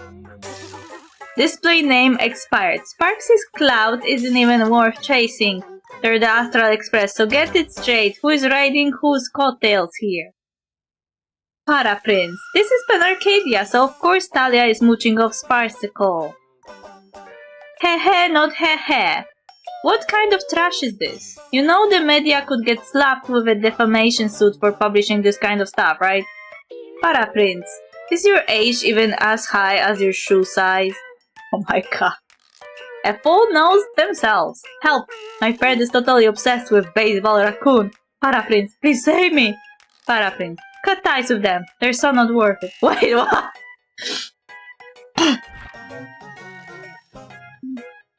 The freshly written script is here.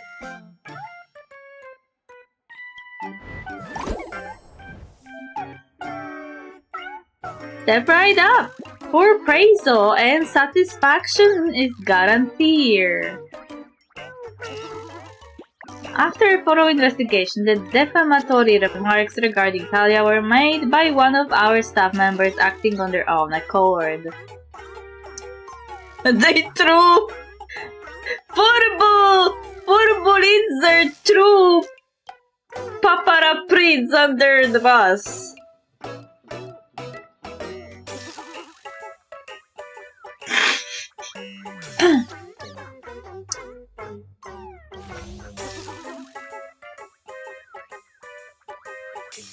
President, please take a look. Are we good to go live? Wait a second, I need to read it. For Bobocom magazine will always support Talia, for Boliter official, Plan Arcadia. I can see Sparkle's pants, I think. After a thorough investigation, the defamatory remarks regarding Talia were made by one of our staff members acting on their own accord and do not represent the stance of Furbobocom. We sincerely apologize to all our Furbobocom users and friends. The Furbo in question has been suspended pending review, and if this happens again, they will be immediately terminated and permanently blacklisted. Regarding this matter, we once again convey our unwavering position to all users of Plan Arcadia. Hey, I want to read it! Can I read it? Hello? I don't want to click publish without reading. Furbobocom is the media outlet that loves Talia the most.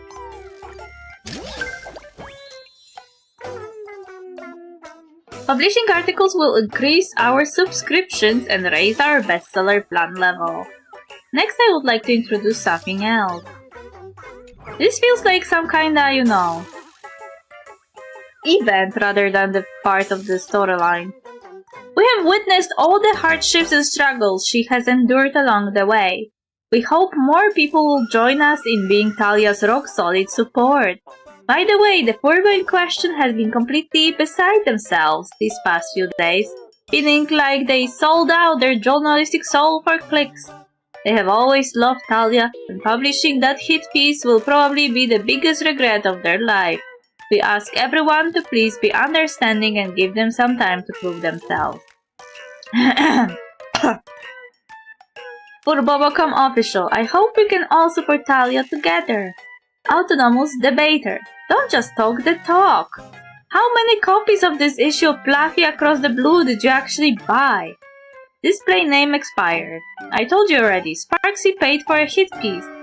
Astropolis aspirant, why is Sparksy gotta be so mean?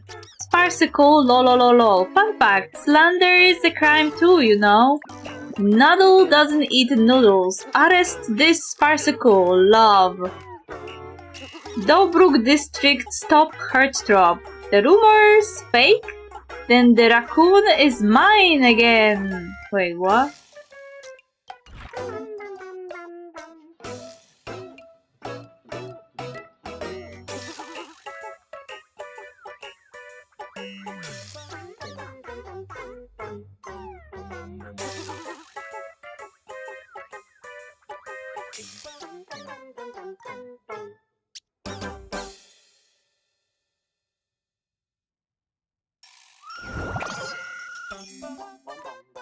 You can claim rewards here by leveling up the bestseller plan.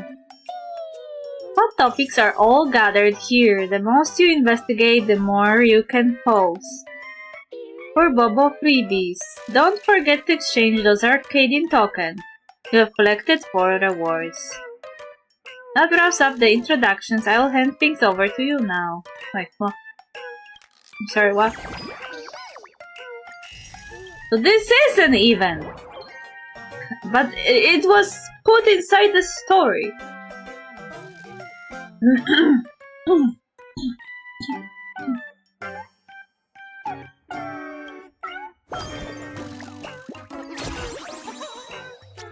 Oh my god.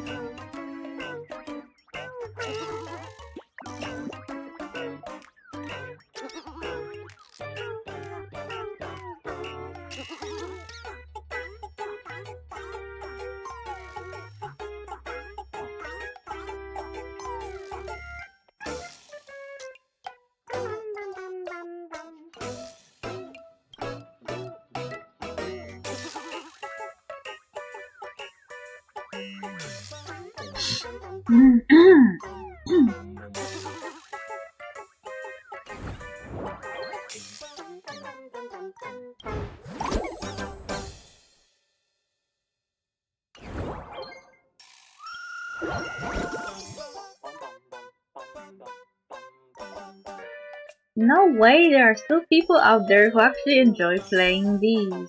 To be investigated. Oh, so those are like side missions?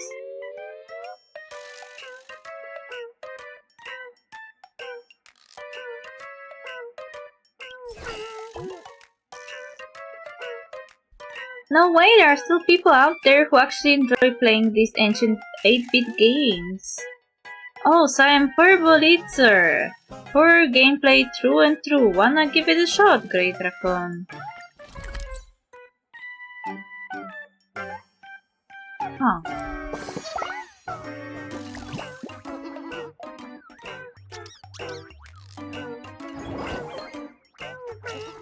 That's all it takes?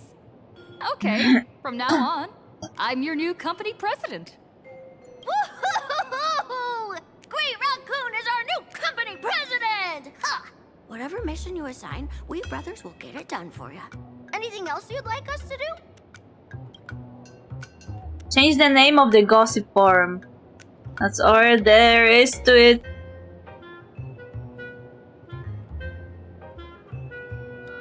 I didn't notice the name of the gossip forum. In return, make sure you create some big news stories. Wait. Did Himeko always had red here? I didn't notice. Why is it red on one side and white on the other side? Oh, and that journalist Furbo who wrote that slander about you? HR will fire him. We don't need an employee around here who's got beef with the company president. Lol. Wait, send him to gather intel at the school. I heard a supplicant has appeared at Graphia Academy. Should we have him take some pictures there for you? No problem. I'll arrange it right away. This Furbo will issue the order. Stay tuned for his first-hand report. Won't he be like a traitor because he likes Sparsicle so much? Looks like you're already getting into the groove of being a company president. We're pretty much done here, and Dun Hung and Sunday should be arriving soon as well. I'll just have them meet us here at the publishing house. Wait until companions arrive. After a brief moment, Dun Hung and Sunday arrive. Wow. Miss Himeko, we're here. Slower than expected, huh? Looks like you had quite a harvest.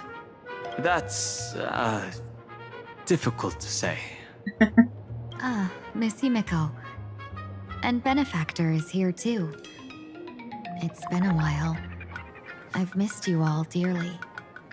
Miss Tingyun, are you representing the Xianzhou on this diplomatic mission to Plain Arcadia? This is a matter of great importance.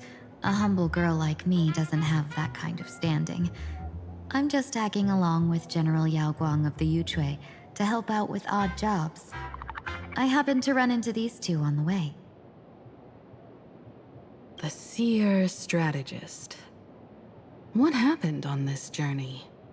Sorry, there was a bit of a hiccup.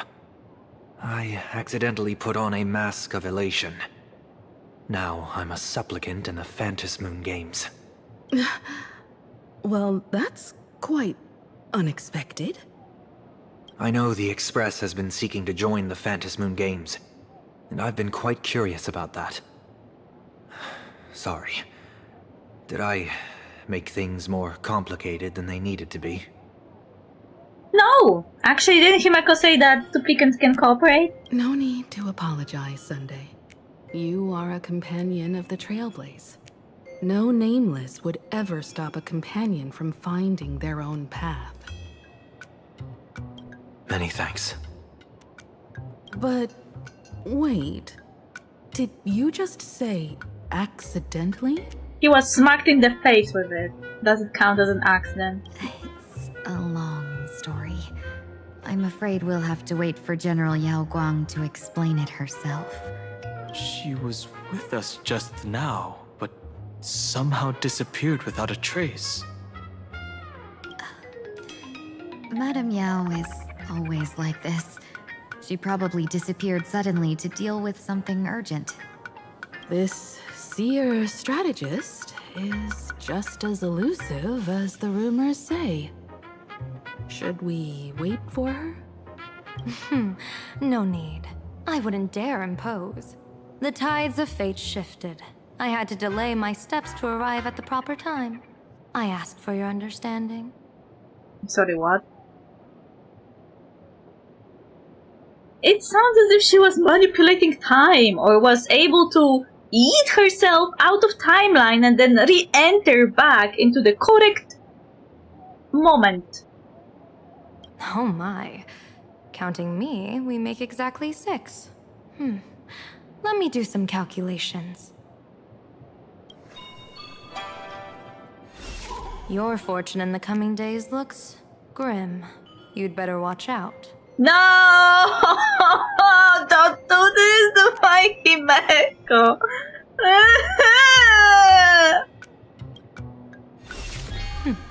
Wheel. Makes sense. You got what you wanted today. The fates spell danger. This matter is most likely connected to that blade. Ah, the little fox's misfortune has overflowed into good luck. She's blessed with constant good fortune, a true harbinger of prosperity. Huh. That's weird. I can't see yours. Magic! So, you're that trailblazer Fushuen mentioned. Your reputation precedes you, seer strategist. I'm Himeko, navigator of the Astral Express. Whatever's on your mind, you can discuss it with me.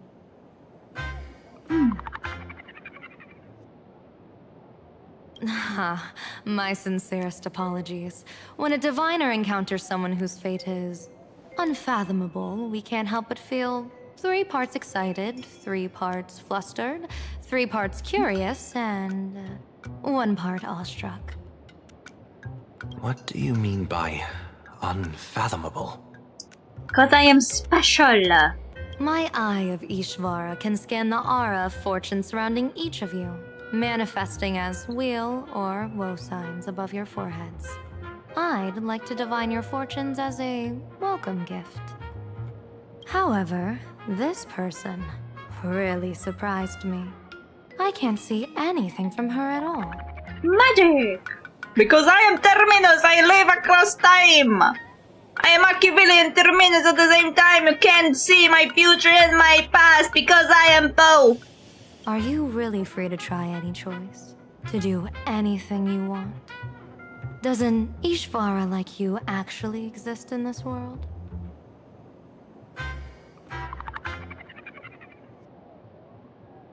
Ishvara. She called me Ishvara. Does it mean that she's implying that I am the type of person that isn't restricted by anything and can make any choices. I can indeed see the options. I've seen Terminus, not just how Stellarans are. You mean you've witnessed the existence of Terminus? But that doesn't mean your life has entered the finality, does it? No. What do you think this means, General? As an Ishvara, their mere presence in the playfield creates a variable in the game. It's both a blessing and a curse. As I said before, the weal and woe of us six align with the 6 lines of divination. If she represents woe, then the hexagram falls to water, where dangers lurk above and below, spelling doom. If she brings weal, then the hexagram shifts between wind and water, presenting a great opportunity to strike. Auspicious. Well, that actually sounds on point for a protagonist of the game. Whenever they go, you either get one or the other. Good or the bad, depending on the choice. So, the fate of our journey in plain Arcadia rests on her decision. That's way too much responsibility for me to handle. What should I do? I am not an Ishvara free from fate. So naturally, I can't guide those of that disposition. Back to business. I take it you're not just here to read our fortunes?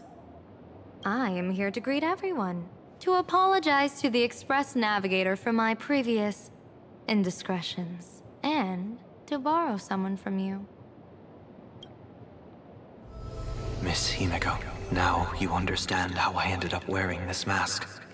Is he talking in her mind? I didn't know this ability could allow him to speak inside people's minds. I thought this ability just meant that he can brainwash people and put them on a death within the dreamscape. I get it. She says she wants to borrow you for an operation. I want to hear your thoughts. If you're not comfortable refusing, I can speak up for you. Oh, you two. No need for whispers. I can hear you loud and clear. Oh my god, she hears them! She can hear the mind talking. Telepathy. She can hijack the telepathy! How did you... Well, since the General heard us, would you mind telling us your reasons for doing this? Huh. He sounds a tiny bit angry. I guess he doesn't like to be eavesdropped on. I'm collecting variables. During this journey, I'll be acting as unpredictably and irrationally as possible. Don't be surprised. Some Arbiter generals excel in battle with their wit and valor. Others master the art of forging weapons, and some guard the netherworld with their lives. I, however, fight for the Alliance by calculating and manipulating fate itself, peeking into the future.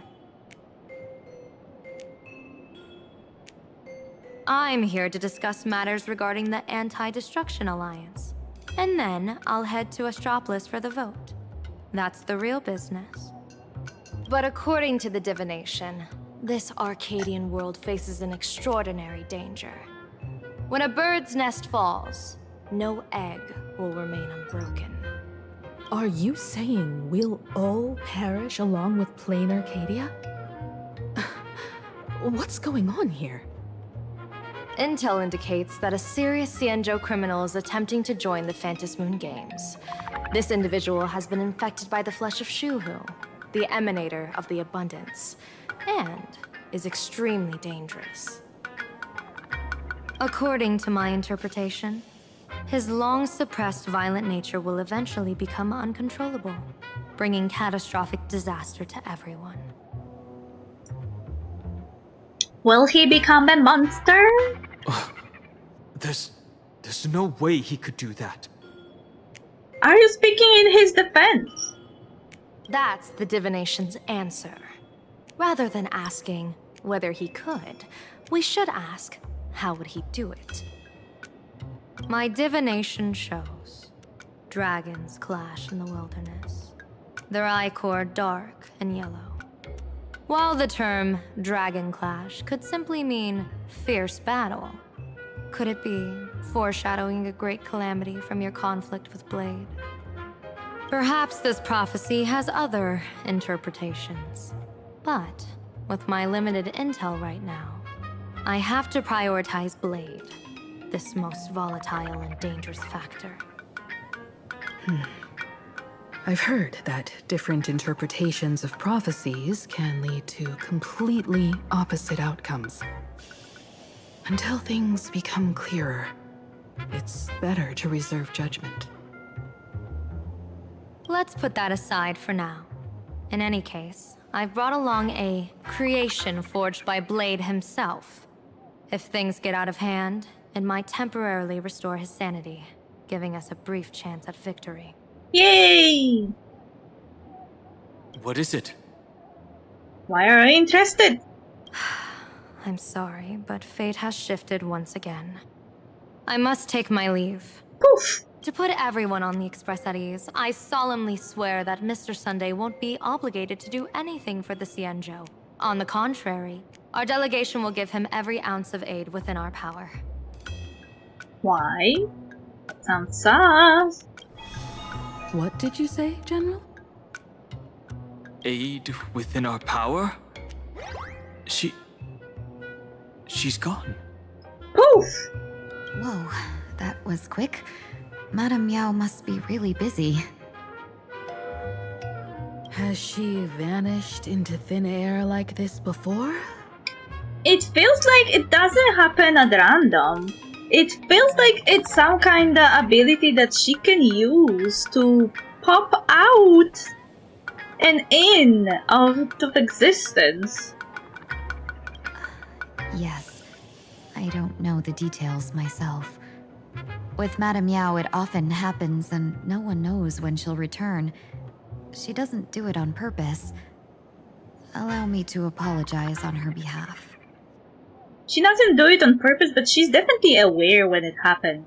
She always indicates it with, the fate shifted, here I am, and then the fate shifted, I am gone. No worries. At least we know what the Cienjo is up to. Right now, 2 companions from the Express are still trapped somewhere. She and I must head to the tavern to uncover some clues. If Miss Himiko needs my help, please don't hesitate to ask. Fugu is so beautiful, I wish I had her, but I was too broke to get her. Are March and Mr. Yang in trouble? I'll go with you. Aww, protector baby. No, you and Sunday will act together with the Seer strategist. We're not at the point where we need to call in reinforcements yet. Okay. The situation with Blade is unusual. That Seer strategist's concerns aren't just baseless worries. I don't want to see the Phantasmoon games bring catastrophe to my homeland. So this is also my request. To put it in the General's words, please do your best to introduce new variables. Stories of an editorial board. Walk with the Divine Sage. Wait, why should I do that? We didn't finish the storyline, did we? No. Navigate. Talk with everyone. I will walk to the end. Shush. The game almost made me believe that I should do the side mission. Done, huh? I understand Miss Himiko's intentions. I'll leave March and Mr. Yang in your care. How about Blade? Blade's appearance means the Stellaron hunters are also on the move in this world. Like always. From everything we've seen, this mission to play in Arcadia is of the utmost importance. I will accompany General Yao Guang to uncover the Stellaron Hunter's schemes. Whatever happens this time, I hope it won't put any of you in danger. I'll do my best to make sure of that. So, Blade got a blank slate from Elio. Does it mean that... Like, I was wondering, does it mean that he doesn't have any role to play? Or that he can do whatever he wants? Or now, another possibility is that he loses himself so completely that it doesn't matter? Because he won't be doing it consciously, whatever happens will be a blank page to him. Because he won't be himself, I guess? That's the first possibility. How about March and Welt? What? Those two are trapped in the school, forced to become a student and teacher?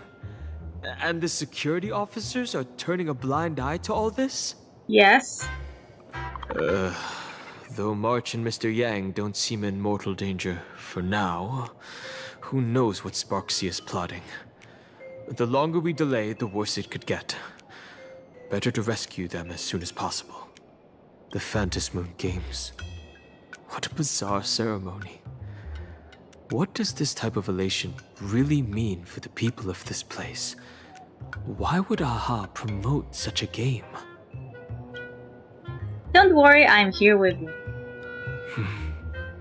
Whatever happens, keep me posted on how things go. Aw, he made a cute face.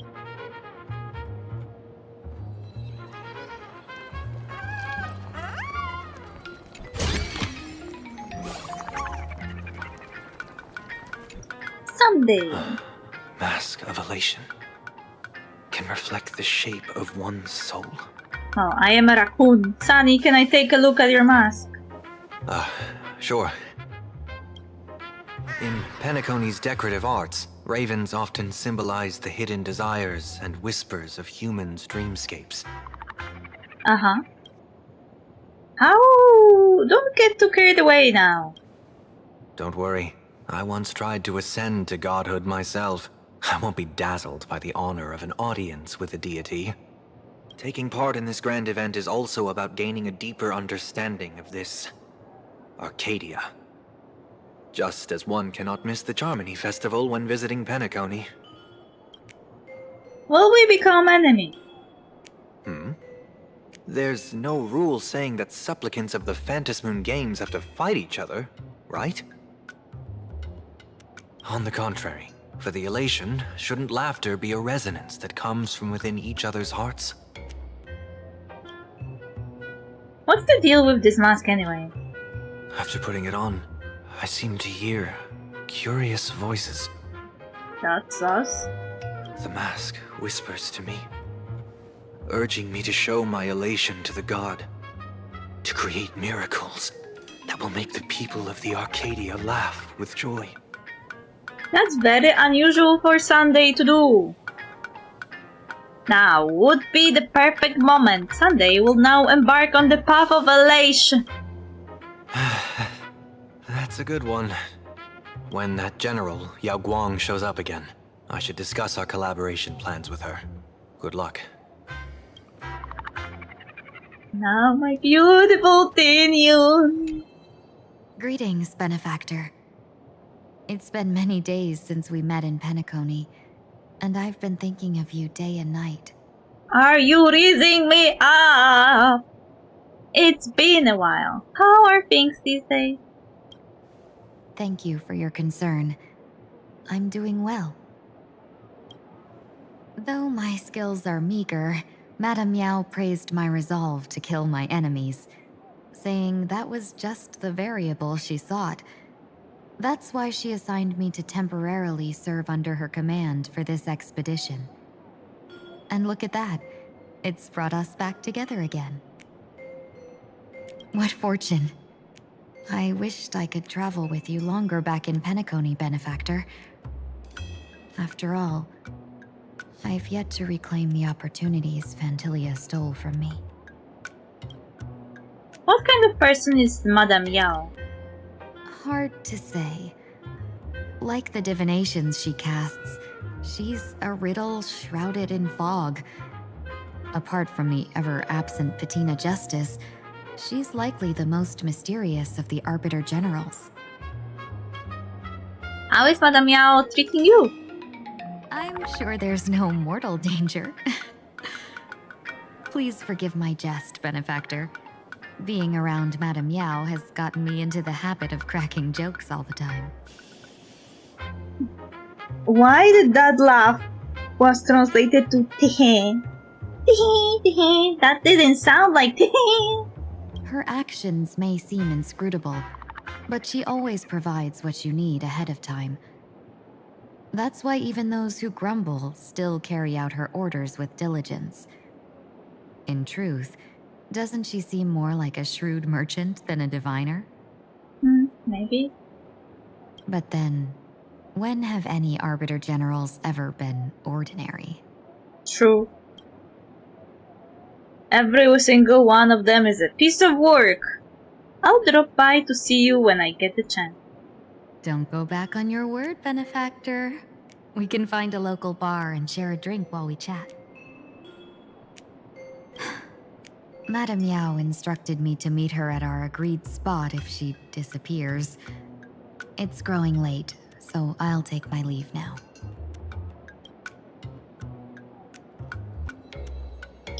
Talk with Himeko and prepare to head to the tavern. The IPC, Masked Fools, a Cienjo General, the Stellaron Hunters, and the Nameless. Some came for the Alliance. Some for the Eon's game. Whatever their reasons, a storm is brewing in the skies over this world.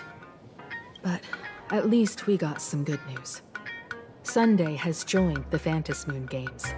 He can help us in our showdown against Sparksy.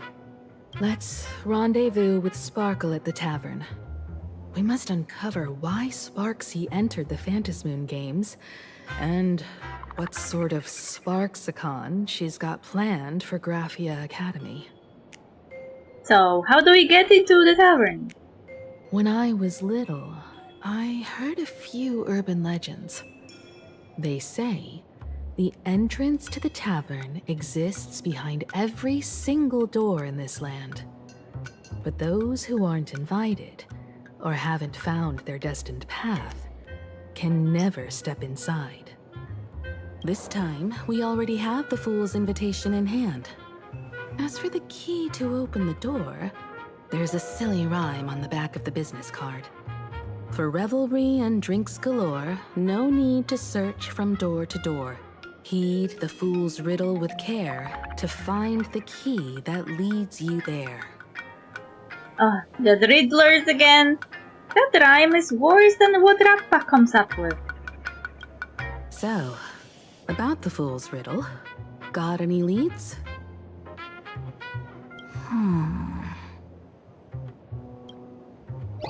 A long time ago, you scoffed to yourself, who even remembers after all this time. But you do remember when Sparkle first met you, she told you a riddle. Whether they look up or down, the moon that humanity gazes upon in the sky is always the same Phantasmoon. Looking up makes sense, but looking down? How exactly do you gaze at the sky? By watching the sky reflected in water, by gazing at the reflected sky. Oh, it seems fate ties you to the tavern. I get it now. The answer is Dovebrook.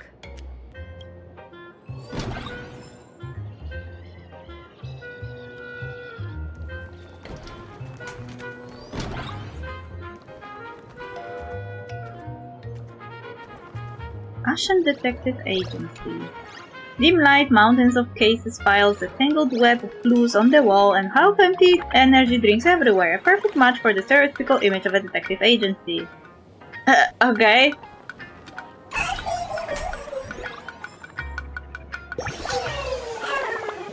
freezer like this is usually where the shocking twist is kept in mystery novels. Sadly, the resident claims there is nothing inside but frozen food. Incidentally, he's the one who helped me write that bit. Wait, he's sleeping in the freezer! Not the box! In the freezer! Maybe he actually is a vampire.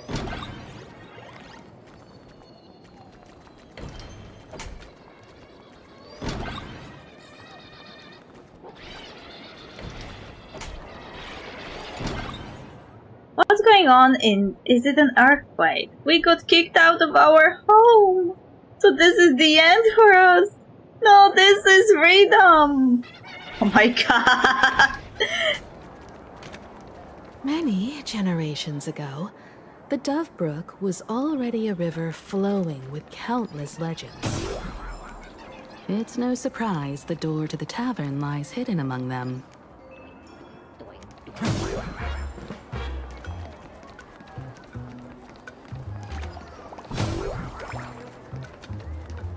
Legend has it that the master painter Graphia once drew water from the Dove Brook to wash her paintbrushes. Many later artists followed suit, hence its other name, the Painter's Stream.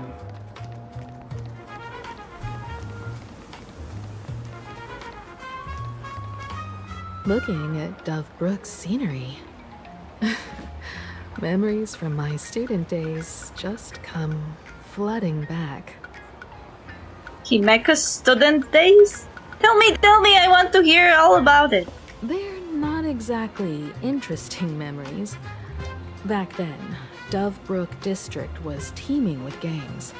There were hooligans running around everywhere, and some really loved messing with the students. I was taller than my peers, and happened to be training in martial arts. To stand up for my juniors, I would occasionally get into scraps with the thugs on the streets. The people who fell into the Dove Brook River would cover the surface like bean sprouts in noodle soup. It all feels like it was just yesterday. Himeko Noodle Master! A bag falling into the water. What a scene. A fog. A fog, tug? A tug. Sometimes the thugs fell in. Other times, I took the plunge myself. Back then, I was a bundle of restless energy. The teachers always said I was like a wind-up toy that never stopped banging its drums and cymbals, stirring up a commotion wherever I went. In the blink of an eye, 15 years have passed. Hard to believe someone as reckless and willful as me became the navigator of the Astral Express. Now's not the time to wax sentimental. We've reached the banks of the Dove Brook. So, where's the tavern entrance hidden?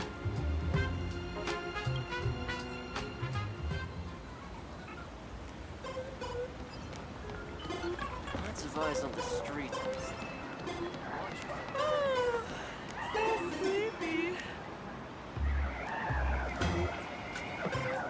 You hear that? The music is Pixel.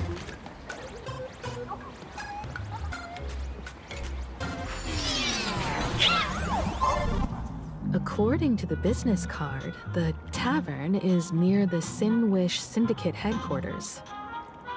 Let's check the other side of the river.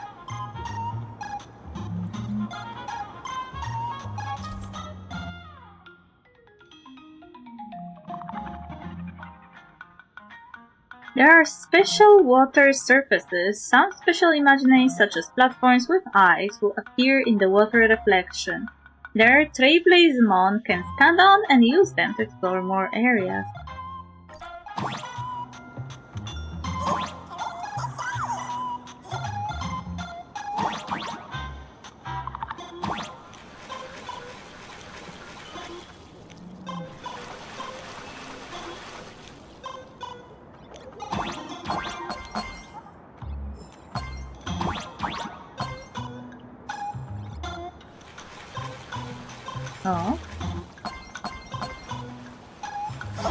Oops.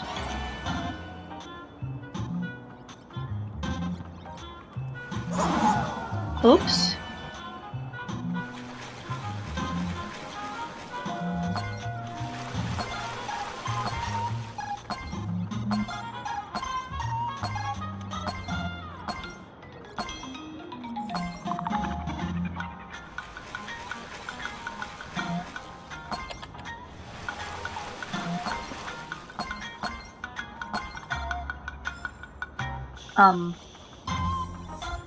Lonely are all bridges. Sorry, what?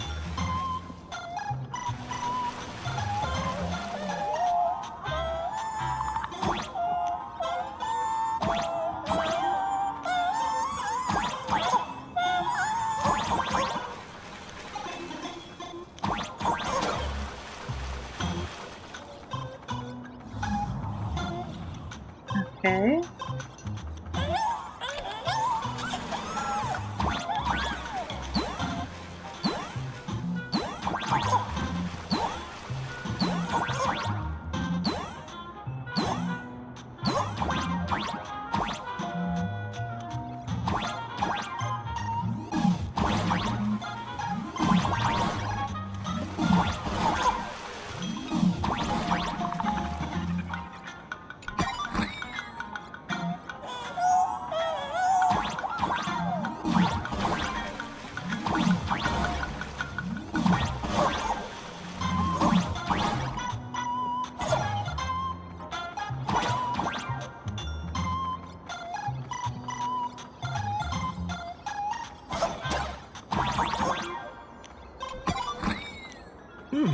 Pretty good luck.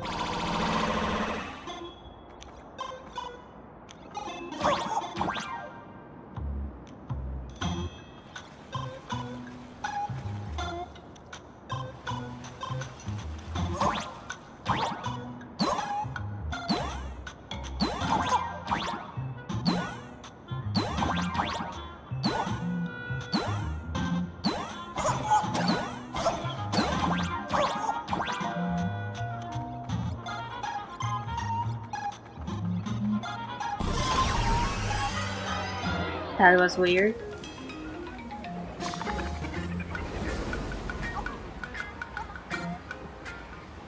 Wait, I somehow went back to the starting point?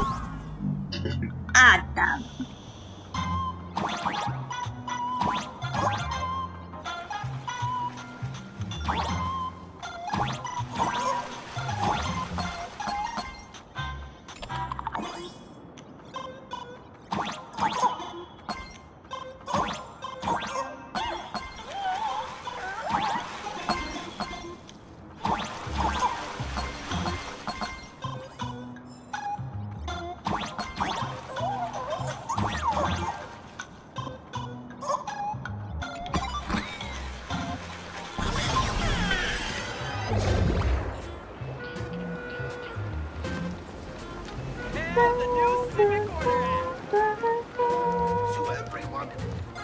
Hey, folks! Have y'all heard the joke about the Dove Brook? Come on, tell us. Yeah, one day, a criminal escaped from prison.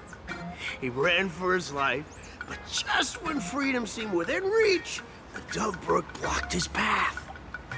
With his pursuers closing in, the man prayed to the river. I am hammered by the law, stained with filth. Oh, pure flowing waters, please do not swallow me. A voice from the Dove Brook replied, there's a pedestal of light upon the water. Step on it and you can cross. The criminal wept. What pedestal of light? It's only the moon mirrored on the water, an image that shatters at a touch. If I step on it, I'll fall in and drown. You can guess how the Dove Brook answered him. The Dove Brook said, you're not hammered at all. Otherwise, how could you still tell the moon from a pedestal?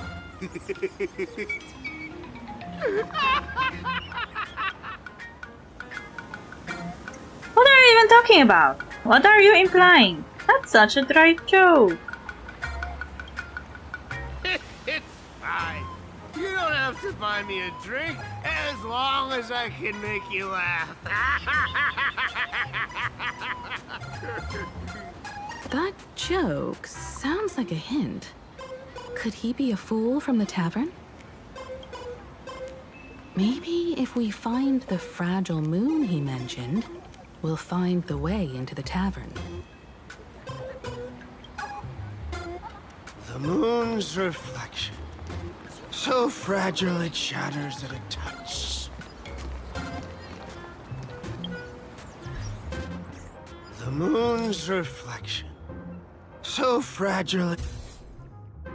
Everything is my day and final if you look hard enough.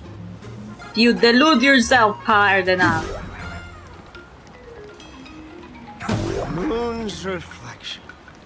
So fragile it shatters at a touch. Sparkle's riddle says this.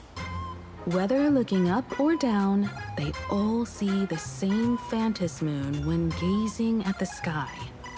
We've gazed at the sky already, so next... we go find where the phantom moon is. From this angle, the moon's reflection is right here. It does look strange in the water. If what the card says is true, and the fool's riddle is the key to entering the tavern, then this moon must be the door lock. Come on, let's take a closer look at this strange moon. Step into the reflection in the water.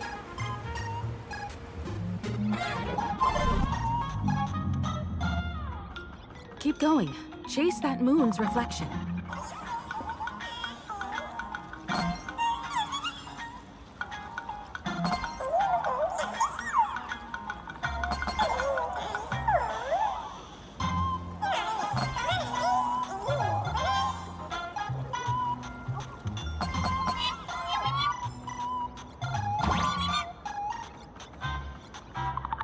Teleport.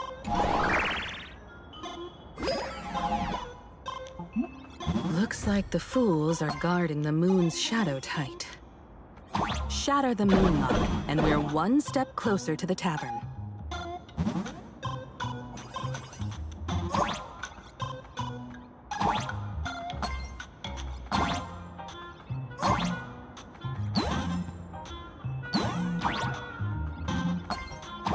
Let's try again.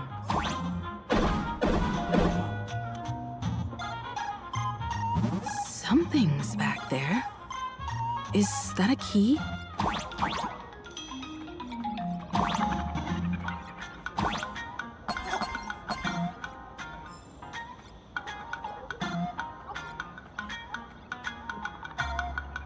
The moon is about to break. Let's try again. The key has dissolved into the water. The water's surface is about to change. Look, the tavern's shadow has appeared.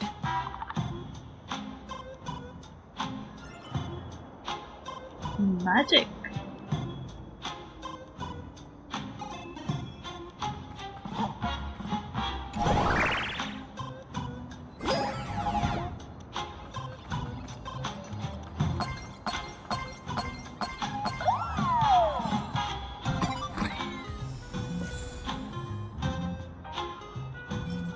Is this a new set? Magical girl? Who can be a magical girl? Increases crit damage by 16%. The elation damage dealt by the wearer and their memo sprites ignores 10% of target defense. For every 5 accumulated punchline allies gain, the elation damage dealt additionally ignores 1% of target defense, stacking up to 10 times.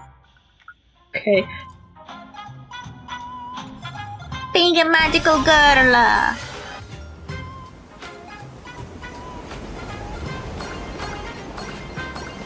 A reward for me! What are they doing? Dancing? Why do you look like Ash Ketchum, Elizabeth? advice on the street. If we follow this path ahead, we should reach the tavern.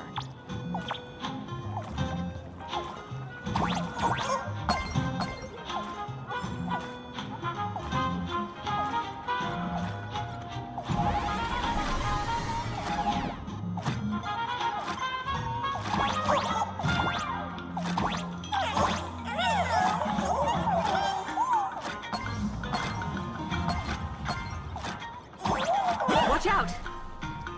I almost forgot. You're a full-fledged trailblazer now. Yes, I am.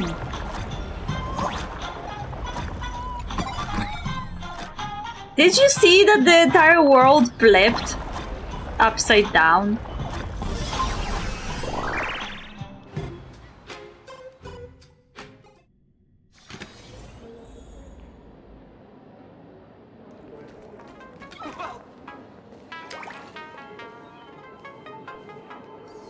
Wow, nice decor. So this is the World's End Tavern. No. Allow me to correct you. If you think this is all there is to the tavern, you're sorely mistaken. Like a single grape on a great bunch, this is just the part where the tavern connects to this world. Huh. Sorry, but this looks like a regular lounge. The so-called plain Arcadia isn't really an Arcadia either, but who's complaining?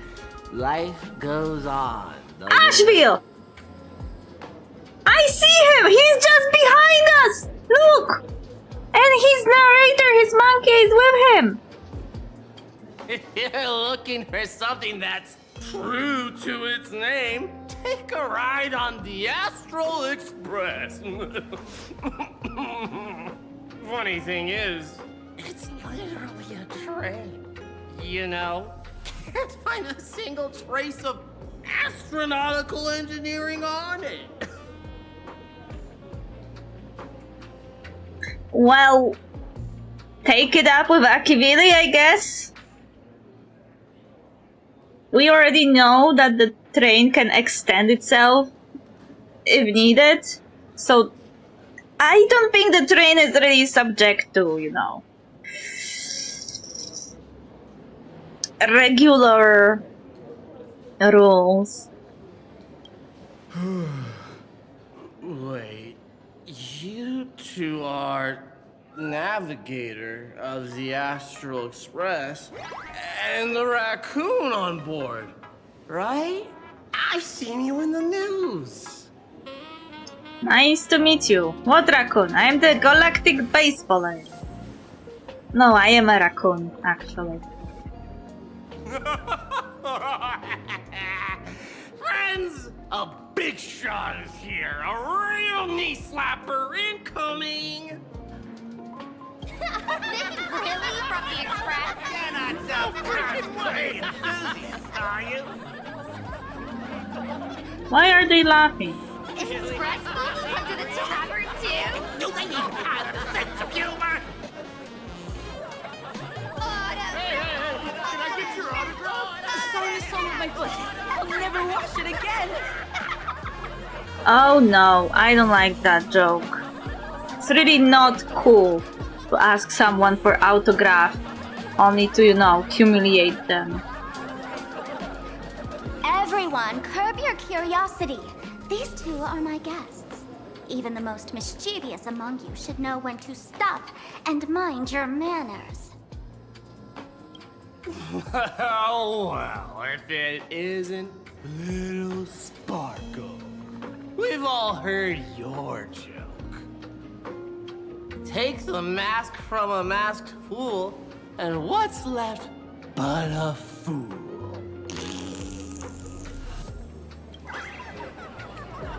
They're laughing at her too. Oh my! Wouldn't a masked fool be better off without the fool? An empty mask sounds even better, no? Lol. He disappeared. He gone. They stopped laughing for 5 seconds and then started again. What did you do to him? Is he still alive? Did she just say your joke? Don't take an idiot's words too seriously. Unless you want to join them.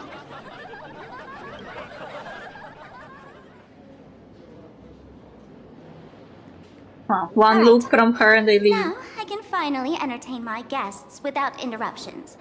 You two, this way. Let's talk about the imposter.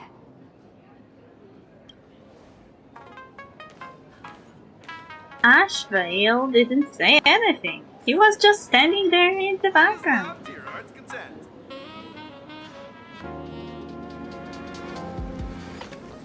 Oh, I can talk to him.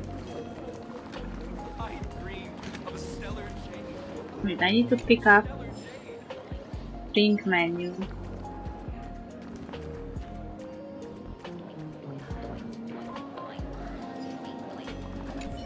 The man's wary gaze sizes up the young person before him for a moment.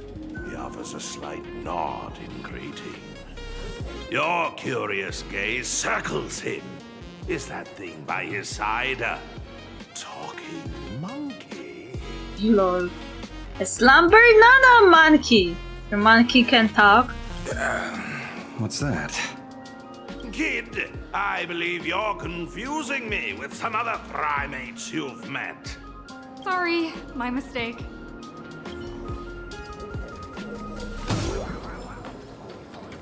I'm still underage. I can't touch the terrible jokes.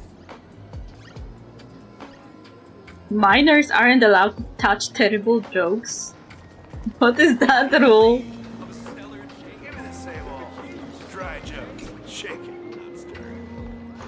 No entry for AHA and morning actors. Wait, what? AHA is not welcome?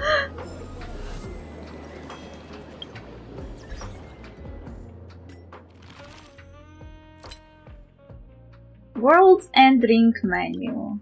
The drink menu at the World End Tavern lists all their joke-infused drinks. A note from your friends at World's End. All of our drinks are brewed from jokes and are 100% alcohol-free, so guests of all ages can drink responsibly. Oh, so maybe that kid meant that you can't touch terrible jokes as a minor because terrible jokes are like alcoholic version? Episode 0. Brewed primarily from dad jokes. This drink is refreshingly icy and sweet, making it incredibly easy to chug. Even customers who are easily amused can enjoy it without problem. We recommend it for all beginners. Capital of Passion. Recommended for customers who savor a long, lingering aftertaste. This drink is brewed from mainly dark humor, looks sweet and has a rich, complex flavor. The first sip offers a hint of sweetness, which upon further tasting blooms into an intense bitterness on the tongue. Talan Toxic Flame. Recommended for thrill seekers. This drink is brewed primarily from hellish jokes. It's a highbrow drink with a spicy, potent flavor. While some connoisseurs may become obsessed with the dangerous balance between lucidity and liberation, overconsumption is not advised. Pika White Grape Soda. For those who like to chase trends, this drink is brewed from the latest internet jokes and memes. It's refreshingly tasty and makes your tongue go pika. We recommend drinking it while it's still bubbly before the jokes and memes become obsolete. Proverb of Utter Stillness. Preferred for customers in search of a moment of peace. This drink is brewed from philosophical jokes that first make you chuckle and leave you in deep thought. You'll hardly taste a thing at first. Then, all at once, the cacophony of flavors is washed away, leaving only a quiet appreciation for existence itself. In addition to our basic drink menu, the tavern offers a special menu of drinks created by our past drinksmiths to commemorate immortal legends. If you're lucky enough to meet one of them, don't pass up such a rare cup of elation. Let there be solace, the legendary creation of the drinksmith Bragi. This drink is the cure for all negative emotions, and its recipe remains a mystery. No matter what troubles or worries plague the drinker, they have but to drink this clear sweet nectar and let it sink into the depths of their soul. All their sorrows will vanish, and they will enjoy a moment of boundless joy. Elusiveness of satiation. Osmanthus, a lover of quietude, thought though the tavern was too crowded, Osmanthus, a lover of quietude, thought the tavern was too crowded, so he made this drink using a huge number of classic rogues. This concoction has a rich, mellow flavor, and one cup is usually enough to leave a person completely full and unable to take another bite. Although the special mix didn't get customers to leave as quickly as Osmanthus had hoped, it did provide some very real and powerful material for the competitive Peter Championship. The self-binding arsonist, Ambrale, used potent satirical jokes as a base and allowed customers to customize their drink. However, they quickly learned that all efforts to soften the joke's core were useless. No matter what you add, the drink keeps its sour and spicy flavor. First comes a burning pain in your throat, followed by a state of near masochistic clarity. Just like the first time, launched by Miss Ruri after her return from studying at the Garden of Recollection, this drink claims to perfectly recreate the taste of any customer's first drink here. Customers are often full of anticipation, eager to relieve the surprise of that first encounter. Maybe it was a tart, fruity acidity or a clumsy, cloying sweetness. Of course, it might just be bland if your first drink was nothing special.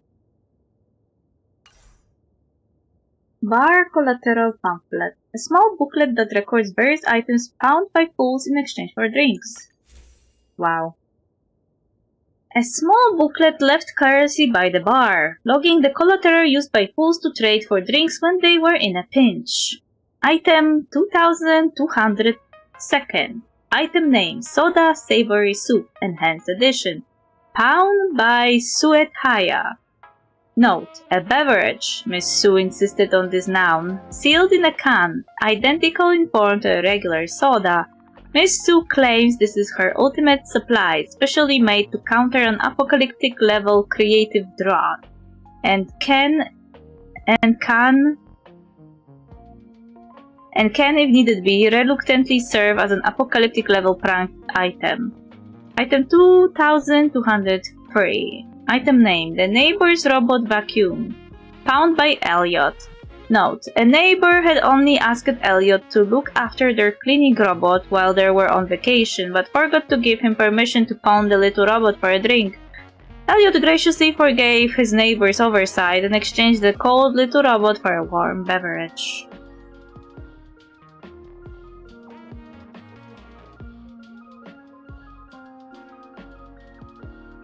Item 2204. Item name, discontinued game cartridge. Found by Blanksink. Note, along with the cartridge, the old console that ran it is also discontinued. However, unlike the other fools who used the bar as a dump, Mr. Blanksink did not pawn both. He said it serves to remind him to buy back this cartridge, which seals away his incomplete youth. Item 2205. Item name, a faded treasure map, found by Gu Yuanzhou. Note, Gu Yuanzhou inherited this treasure map from his father, who in turn supposedly received it from his grandfather. Although Gu Yuanzhou got this map 10 years ago, he was busy drafting plans at the start of the year, and preoccupied with preparing supplies mid-year. And by year's end, he felt he should probably come up with a better plan. So year after year, a decade flew by. Item 2206.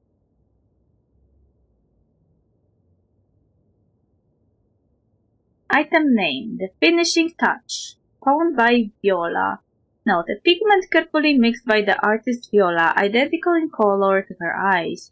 Viola once intended to create an Imagine modeled after herself, but she soon began to suspect that she herself was an Imagine created by the true Viola, and Chus fell into a deep dread of the starry cosmos. Item 2207. Item name, letter to Zongshan, found by Sensitia. Note, a letter that remains a draft. The paper shows signs of repeated corrections and dried tear stain.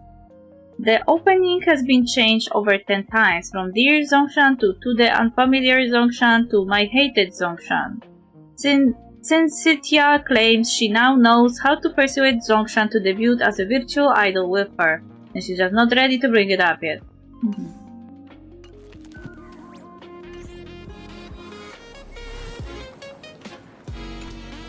Alright, you two.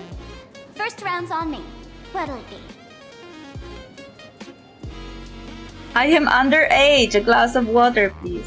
Give me the strongest and most hardcore drink you have got. No thanks. I would like to stay sober. Let's cut to the chase. We're not here to drink. Time's ticking. Did you find anything on Sparksy? Don't pull a long face. You'll sour the vintage in the cask. While you were gone, diligent little Sparkle was gathering intel non-stop and didn't waste a single minute. Sparksy. She did come here disguised as me. I called Giovanni. You might not remember him. He's the poor sap who drew the short straw to manage the storage area recently. Old Gio told me that a week ago, I came here and took a few things. Among them was a vial of mimetic virus. A mimetic virus.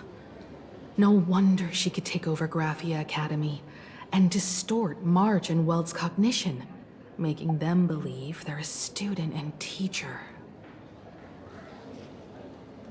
She wants to turn everyone into monkeys.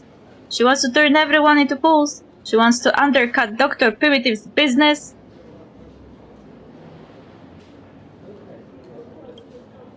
Close enough. The so-called Sparksicon is a front for spreading a mimetic virus. Knowing that isn't enough. What type of mimetic virus is she spreading? What are the symptoms? We need more on her plans and actions before we can counter it. Thought of that already.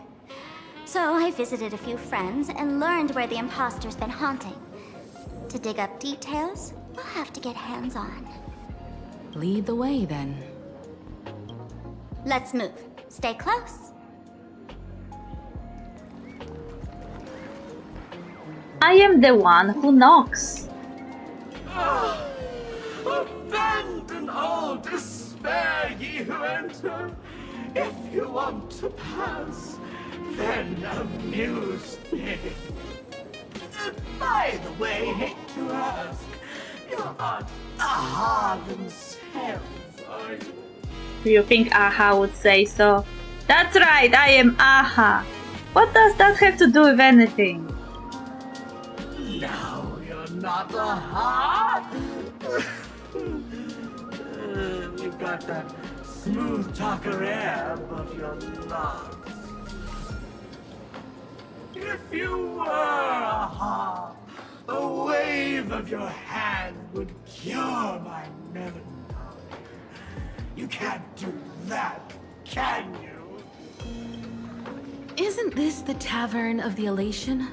Don't you welcome the laughter, gracing you with their presence? You're wrong. It's not that feel unwelcome. See that?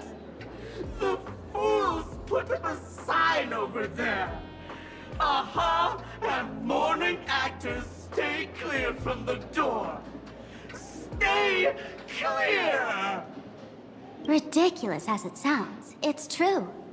After 666 invitations to Aha went unanswered, the younger fools voted to expel the laughter from the Pact of Elation. What? Oh, I get it. It's like students expelling a teacher from a classroom. The action is meaningless. The message is loud and clear, though. All right, Mr. Doorway. I assure you that none of us three is Aha, and none is a morning actor. Oh, it's Sparkle. Is it really Sparkle? It's not someone else pretending to be Sparkle.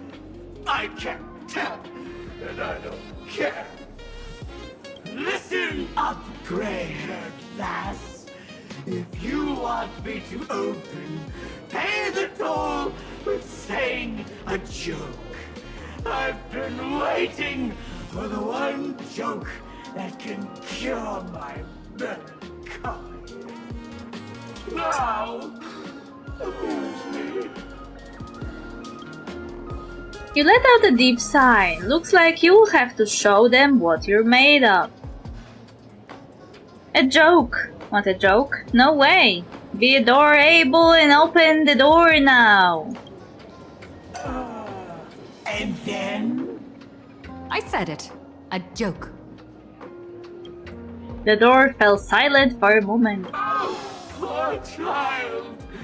A bad joke is more pitiful than melancholy. Oh my god. Want a joke? No way. What? Didn't catch it? No joke, Mr. Doorway, or there's no way I'll tell a joke? Interpret it as you like. By Akavili above. I can't believe I've come to explaining jokes to a door. The door fell silent for a moment, struck by your terrible joke. It suddenly burst into the terrifying laugh, like being hit by a barrage of machine gun fire before falling into the deathly silence. Be adorable and open the door now. Just a door, what a lame joke collector. Maybe there's just some uninspired stand-up comedian hiding behind it, seeing inspiration from everyone who walks through. Door won't open? Well, that's not the door able. What are you going to do? I'm gonna break you open. Violence it is!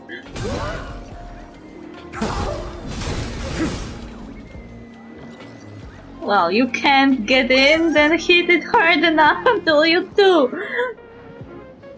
Didn't expect you to have the pull to get me into the tavern. As expected of a detective's assistant.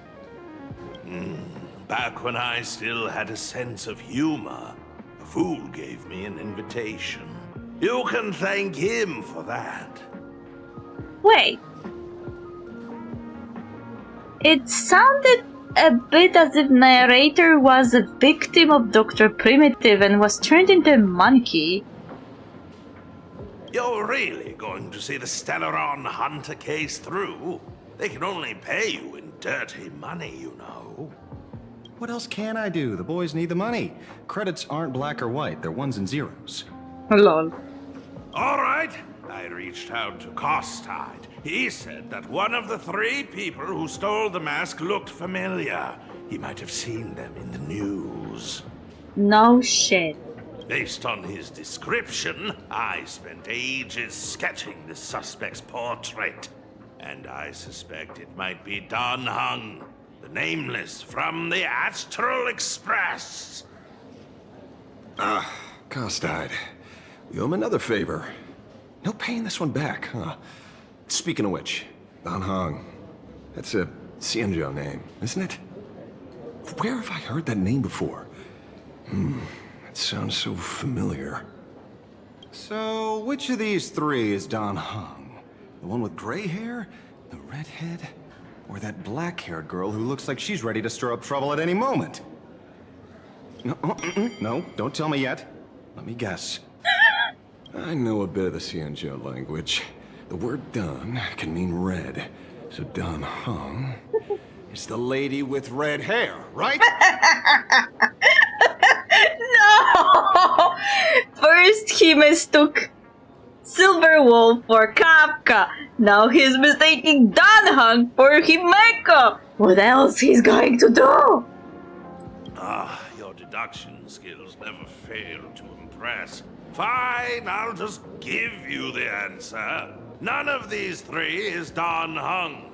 Oh, do you even watch the news? TV, newspapers, the internet, it's all fake news. What do you expect me to look at? Ugh, let's get down to business. I couldn't find any trace of Dan Heng's actions. It's like someone wiped them clean. Huh. So I decided to try a different approach. Keep tabs on the other members of the Express crew. Maybe following their trail will lead to clues about the mask. Nice work, Mr. Wren. They're heading deeper into the tavern. Follow me. Oh my god. I see, gray hair. The tavern not inviting you sooner was their loss. Come on in.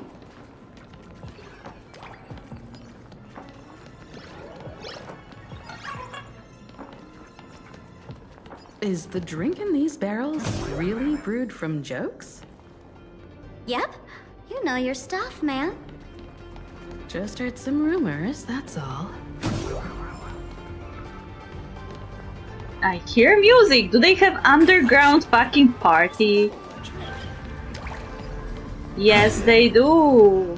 Yes, they do. No fakes. Where's this? They have a full concert venue. Ta-da! Welcome to the dazzling lights of the Bliss Star. The heart of the tavern, Plain Arcadia's dazzling dance floor. There are some tasteless masked fools who consider this place the secret to keeping the laughter going. If life's cruel, don't beg for fairness. Dance! Shake away that sadness until it's all well mixed with the joy in your body. Bliss Star. That huge light orb up there. For a tavern, it's as essential as the Phantom Moon in the sky. If we get the chance, I can take you inside for a real eye-opener. Speaking of which, 2 months ago, some idiot, after downing hundreds of drinks, had the bright idea to knock it down with a super overlord spinning top. So, we had to reinforce the Bliss Star with a steel frame around it, and seal it inside the world in canvas. Oh. Doesn't the drinksmith care about this nonsense? Can't Aha take care of this place? You know how the masked fools are. Spiking drinks with hot sauce and tossing firecrackers down the toilet. What? Being a drinksmith is a tough gig. No one volunteers.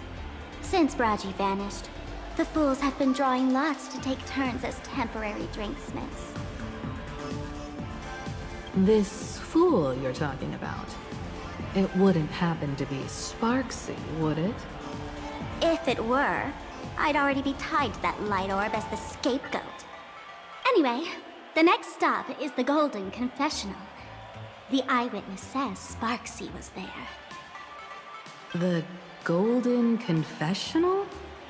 What kind of place is that? A place where you can let go of all your worries. Well, words won't do it justice. Let's go see it for yourself.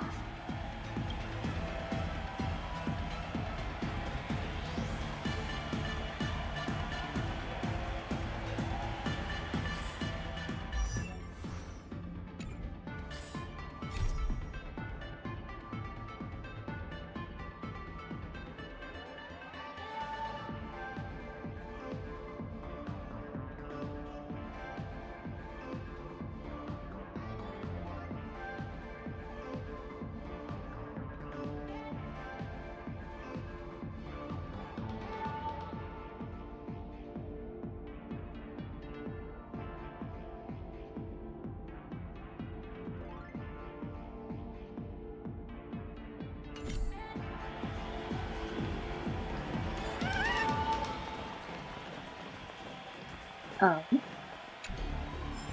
Tavern declarations.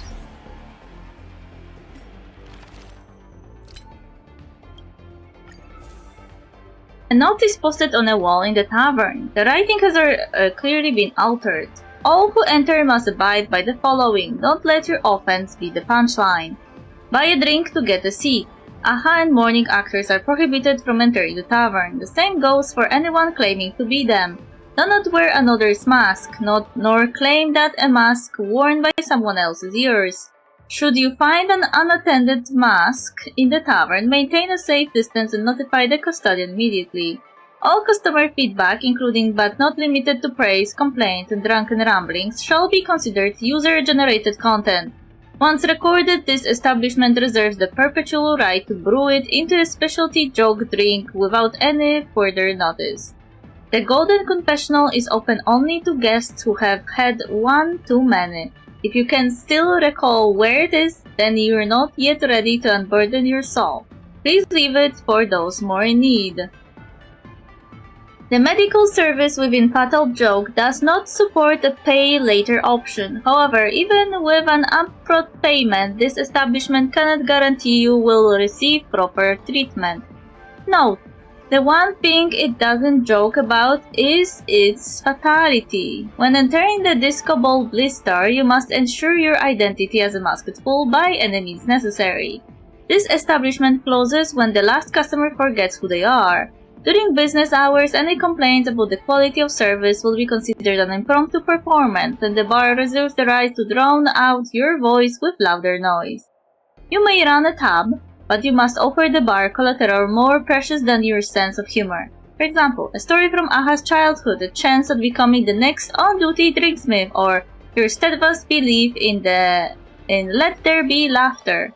The final power of interpretation for the above articles is vested in Bragi, Aha Sampo, Giovanni, Zongshan, Aha Nanook, Aha Sparkle, the real Sparkle.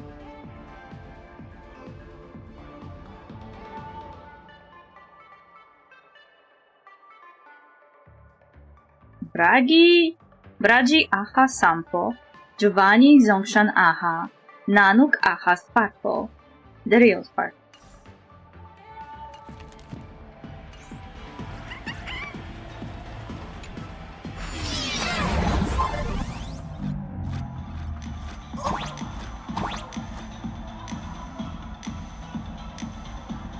Let me show you how to open a path. Play according to the sheet music, and the path will naturally open up.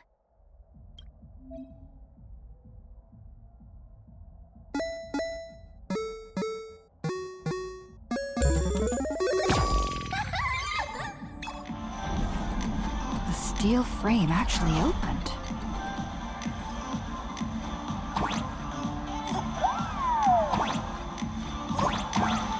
The Wispay here actually changed color with the lights. Just another night at the tavern. Fun, right?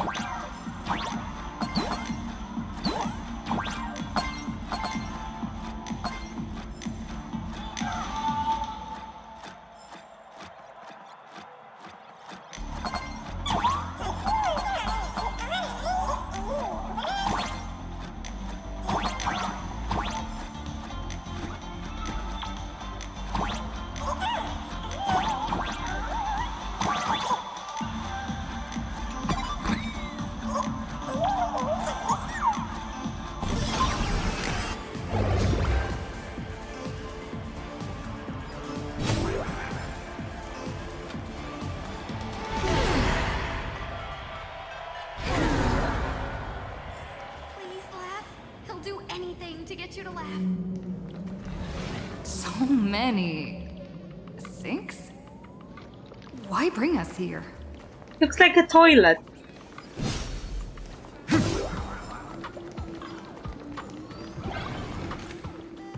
Sampo! What are you doing here?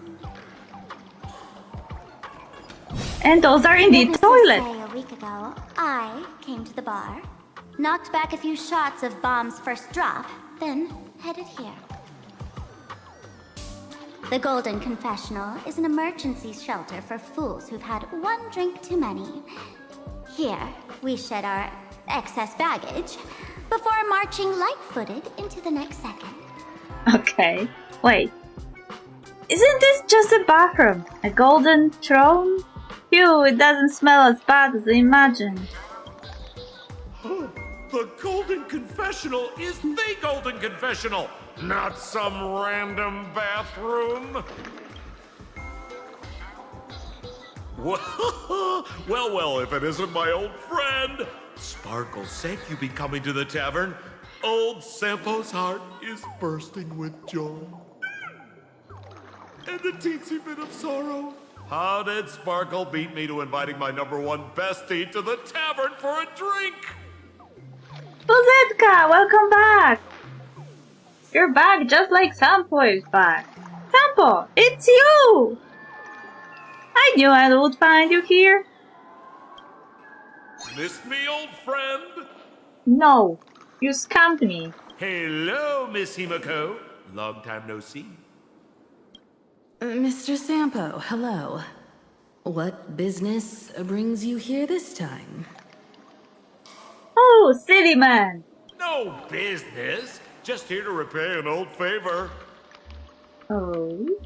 Ms. Fool here sent me a message asking for HELP. Someone's been parading around the tavern impersonating her. Well, now, this is some juicy news. Miss Sparkle's usually the one impersonating others, but look how the tables have turned. The trickster's getting a taste of her own medicine. Lol. Shush, Sampo.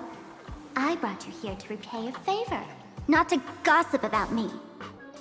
Oh, I've suffered the embarrassment of losing my mask myself. Thanks to Miss Sparkle's mercy, I didn't end up stranded, so here I am today, ready to help you out. No questions asked. All right then, let's get to work. Get to work? What are we doing? Naturally, we'll fish around in these thrones where humans dump their worries and find the worries that Miss Sparksy left behind. What? I don't want to look into those toilets. You want us to unclog your toilet? Here, dig up, wars. Don't make this kind of jokes. Don't be too shocked, you two. Let me share a little secret about how we masked fools stay mentally healthy. Are you sure you are mentally healthy? I doubt it. Drink a mood lifter like Bomb's first drop, and all the harmful memoria in your body, you know, the pain, the worries, gets purged in one go. Is he insinuating that they're removing their not so nice memories to feel better? That's how fools pull pranks and have a blast without a shred of guilt. Uh-huh. So, all that memoria has settled under this bathroom. And you want to sift through it to find Sparksy's worries. And catch her thoughts before she acts? Himeko is super incredulous, so she started speaking very, very slowly. He's certainly not mentally healthy. Of course he isn't. If luck's on our side, maybe we'll even dig up the secret to beating her. What's wrong, ma'am? You don't look so hot. I've got no objection to the task, but doing this barehanded, I refuse. He wants swim in poop. Well, as much as you can call memoria poop. Depends if the magical, imaginary, solid, quite not solid substance floating in the cosmos can be called poop. Oh, don't worry. When has old Sempo ever come unprepared? Trust me, I won't let you get off that easy. Emotional impact drill.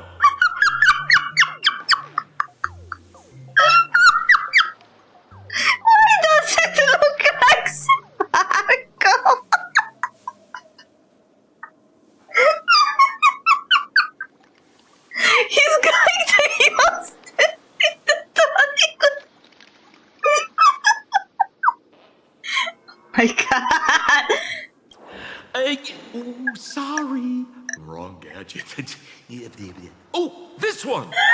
So don't the other one, this one! Hey! Have you heard of a dowsing rod? Well, forget it. I'll spare you the theory. Oh, I tuned the drill bit to resonate with Sparkle's temperament. It'll drill out Memoria fountains with similar emotions. But fair warning, use it carefully. It's been a week since Sparksy was here. Keep your guard up in case something else comes bursting out. With so many toilets, where do we start? Well, if you ask me, leave it to luck. We don't have time for luck. My radar says that Pompous Imposter would pick the highest spot to vent. Exactly. The Golden Throne. Give it a try. The funniest part is that they actually call it the Golden Throne. Like we talk about the toilets that you are going to sit on the throne, you know? Girl, pick a spot to drill and start mining that gold. Sampo, does this thing even work? Of course it works. Don't you trust your old pal, Sampo? Did I hear someone walk to the end.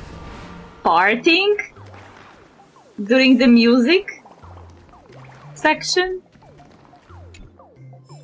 My confession. Someone confess here. Are we gonna have a bladder competition today? Toilet treasure hunt. This is optional.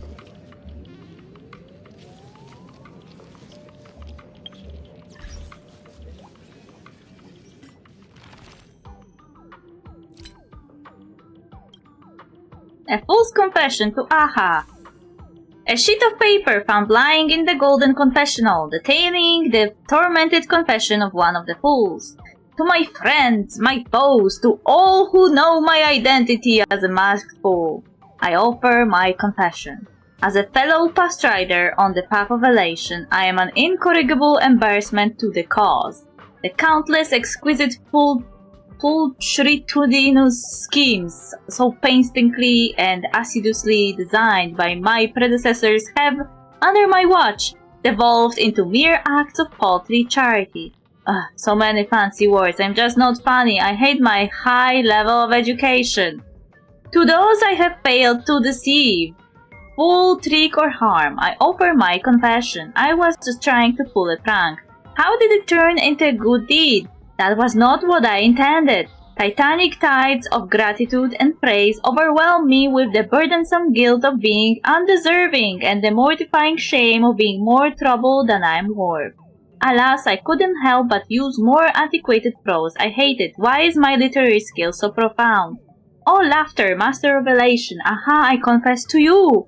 I've forgotten the beginning and the end, but the point is, I confess, nothing I do is remotely funny. It's utterly pathetic. I just don't get it. Why is destiny so cruel to me specifically? Everything I hope for turns into its exact opposite. I once posed as a counselor and demanded that the booze-loving Duchy of Pemberton ban the production of alcohol. They ended up creating the galaxy-famous Pemberton Cola with sugar and soda, and it sold far better than their booze ever did. I once changed the formula for a glue company, making them produce the least sticky adhesive in the world. They used it to create sticky notes that can be applied and removed over and over, and I have to admit, they are incredibly useful. So now I am some kind of saint, a great promoter of scientific advancement. Alas, how may my sins be recounted, for they are beyond reckoning. Verily, they are far from redemption. Wait, am I actually a classic literature fool?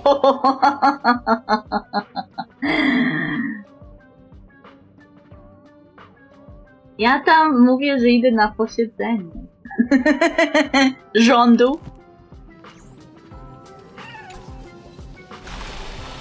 Violent splashing sounds came from the bucket as if human worries were about to burst forth. Suddenly something emerged from the sewer. Is this what's bothering Sparksy? What in the world is this? Watch out, sis! Must be some weird thing a fool dumped into the sewers, huh? Ugh. I'm sorry, what? They stuffed this person into their toilet? Responsible exorcist did this! The tavern sewer system is not a dump. Skibidi toilet. I'm sorry, Zetka, but I am too old for Skibidi toilet.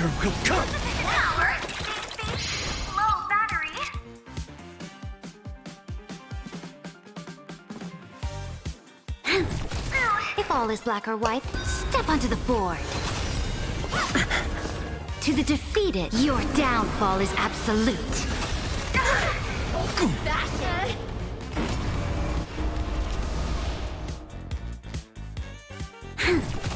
My strength is... No other choice but for tomorrow!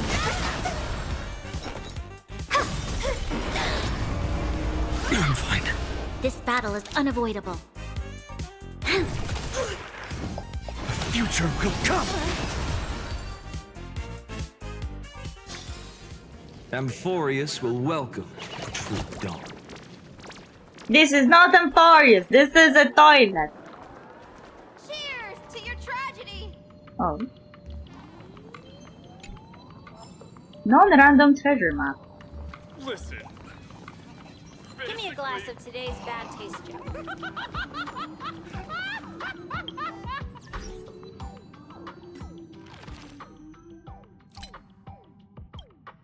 Treasures recorded by the Musketfuls buried across the universe. Note: authenticity not guaranteed. Disclaimer: the information contained within this treasure map is crowdsourced, randomized, and updated intermittently by the Fools. It is provided for reference purpose only. We provide no warranty regarding the veracity of the content, the safety of the routes, or the continued availability of said treasure. Notwithstanding the foregoing is a game not played for its own sake, a mere pastime regardless of the outcome, the very elation we seek. 11. Color Vial. As everyone knows, a certain phantom thief once stole 2 colors from the Viropa system, causing anyone who enters it to experience severe visual distortions. Even after this mysterious past rider was arrested, though since he later vanished without a trace from the IPC's prison, it's hard to say if they actually caught him. The stolen goods were never recovered. Rumor has it he didn't steal the colors but sealed them in glass vials and hid them somewhere in Viropa. If you're itching for a treasure hunt but don't want too much trouble, this route is your best bet. Ring of Misfortune. The Musketful absentee always shows up uninvited, appearing in the most chaotic and dangerous places. He is obsessed with experiencing brilliant and glorious stories, recording them with his paintbrush. Legend has it that Aha once lost the Ring of Misfortune to him in a wager. Whenever he wears it, a series of coincidences guides him straight to wherever misfortune lurks. Rumor has it, seriously, why is everything a rumor? Are you fools just sitting around twiddling your thumbs? That before Absentee renounced his identity as a masked fool and left the tavern, he casually tossed this ring through one of the doors at the world's end. As for where that door actually leads, well, that's entirely up to luck.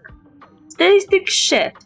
One of the oldest drink recipes at World's End. Upon consumption, the drinker and all matter within several thousand meters undergo some kind of malleable transformation, with the physical laws themselves shifting accordingly. This recipe was lost shortly after the Swarm disaster until Amber Era 2121. When Pablo discovered traces of the universe's art style having changed in an asteroid belt within the Sigma 2 system.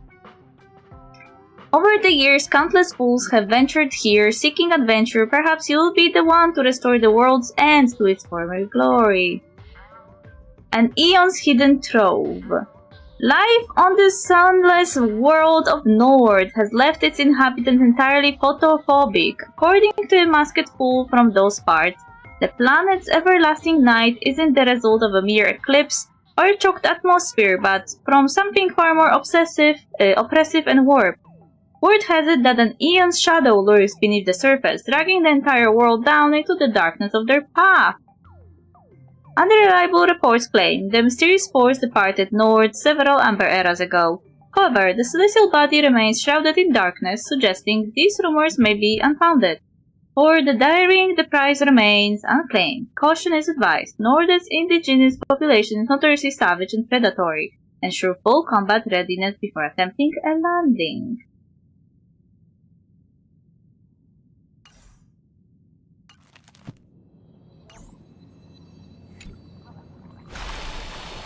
Violent splashing sounds came from the bucket as if human warriors were about to burst forth.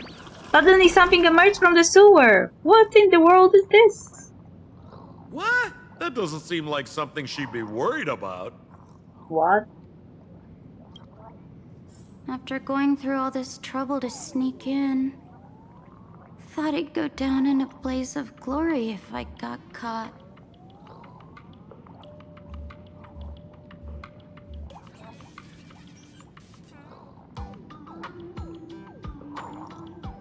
What the heck is going on with this place? Have the masked fools really fallen this far?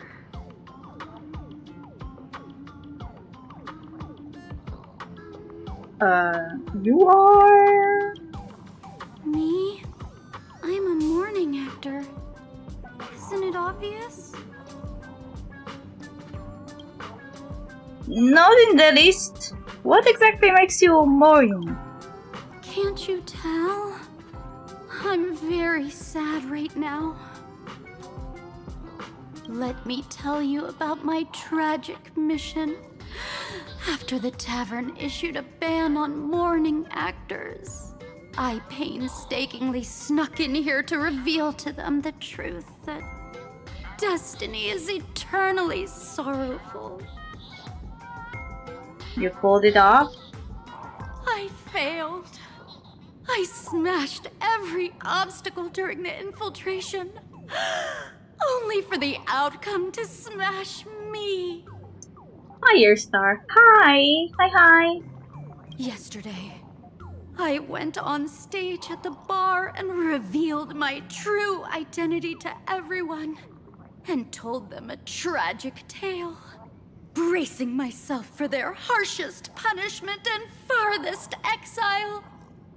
But these fools kept whistling from below, and some bought me several rounds. Someone even came up on stage to hug me, praising me as the unprecedented masked fool.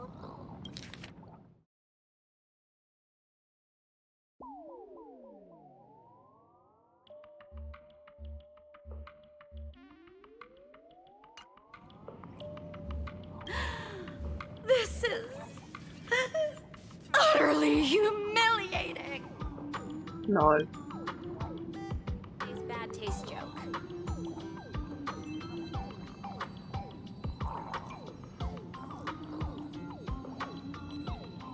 How goes it? We are, cleaning the toilets from Masked Fool's sorrows, I guess. You draw near the throne that is radiating an aura of supreme power. It's unquestionable, made of solid gold. Every atom that makes it up came from neutron star collisions and supernova bursts. Actually, that's true. Gold as an element comes from those stuff. Yet the Masked Fools forged these precious tears of the stars into vessels to hold human worries. Perhaps in their eyes, this was their way of playing a cosmic joke.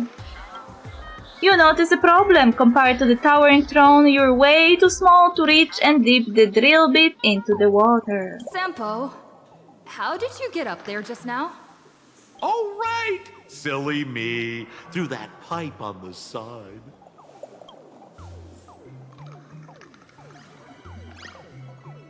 Really? He could have said it before.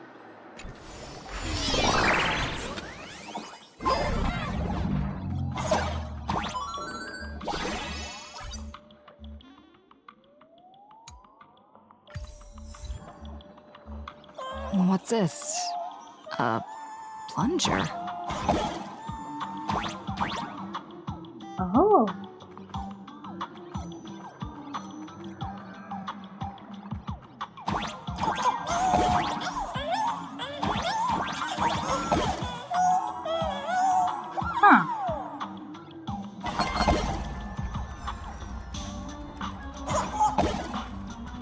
Oopsie daisy.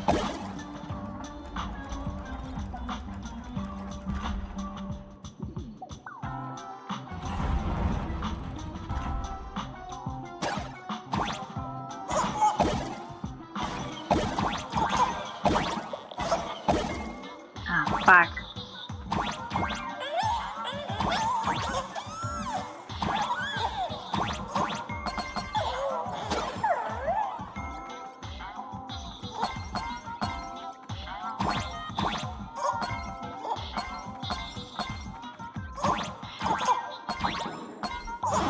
Oops.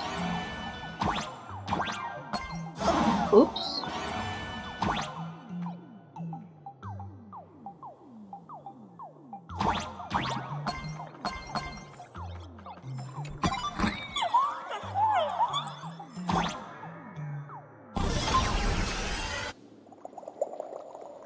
The Golden Throne emanates a dazzling aura of authority. You're generally afraid you might slip and fall right into it. You forcefully thrust the drill bit into the toilet. Suddenly, the toilet starts gushing water violently and something emerges from the drain. Come out, Sparksy's worries. See? What did I tell you? The imposter's worries have appeared.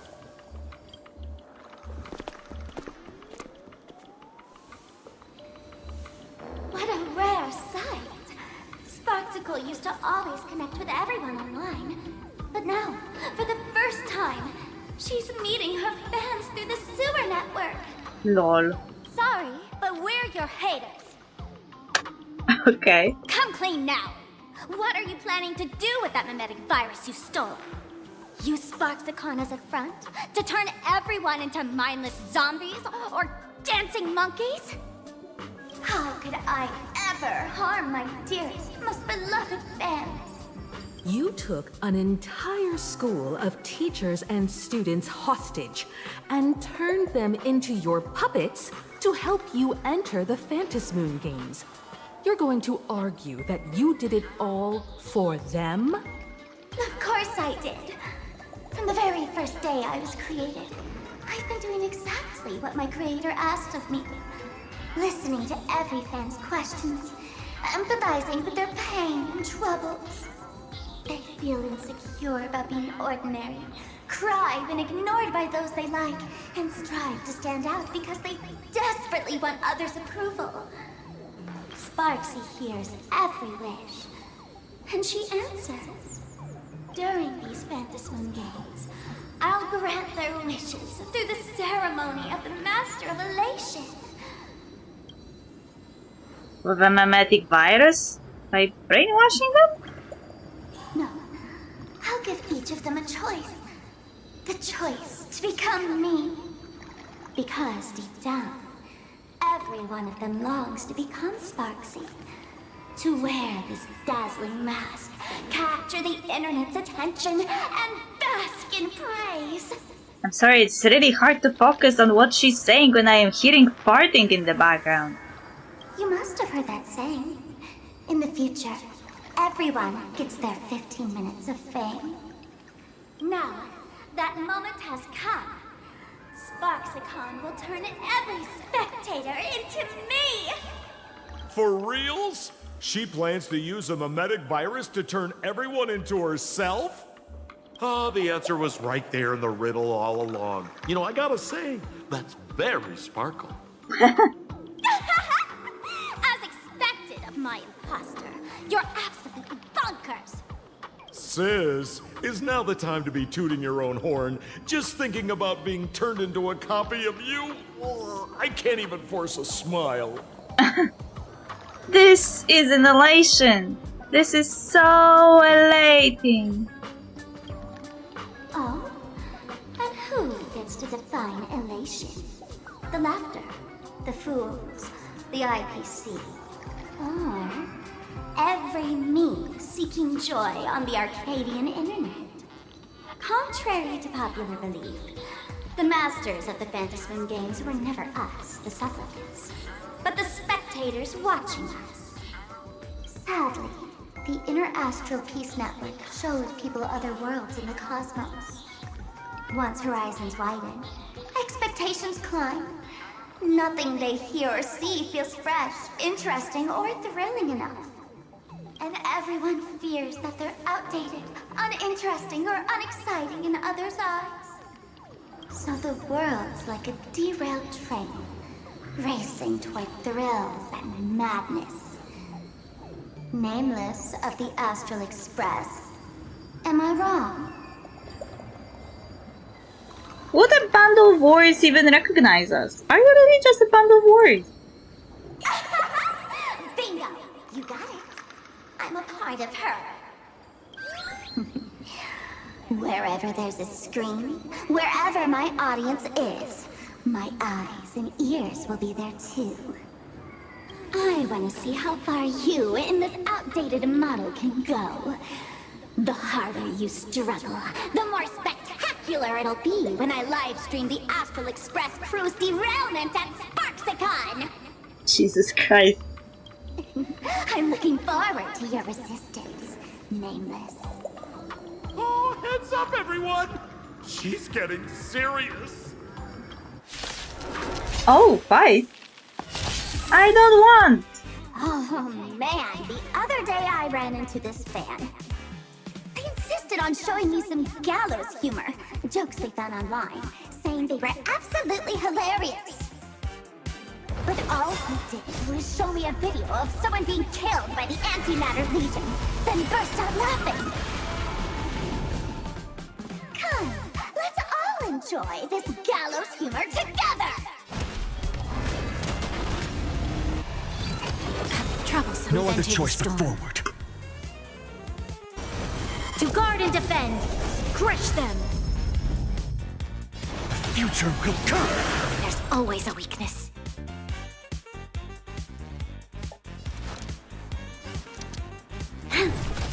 If all is black or white, step onto the board. Fiery beast.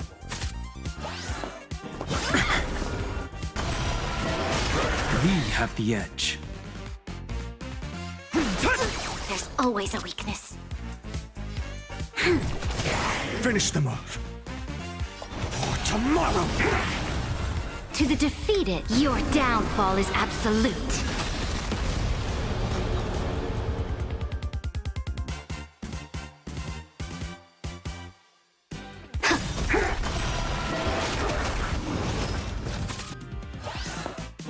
I'm fine.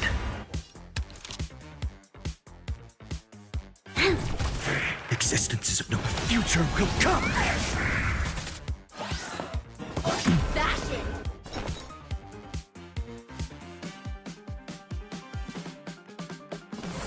Fight for me. Core flames consume me. The sun tear the sky.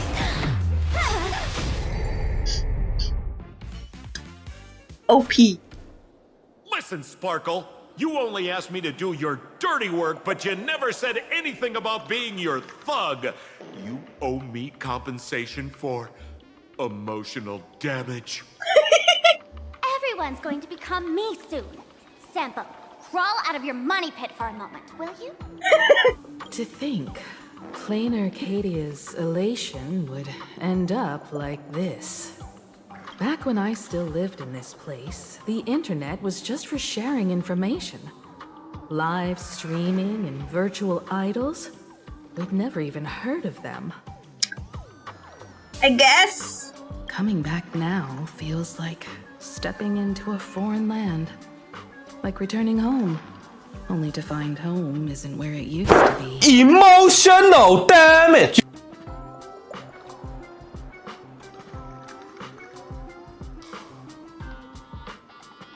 Our avatars on the screen were scheming. Also, I can feel him echo. Like, when I was a child, the internet was different too. I feel so old. Either way, this is definitely not elation.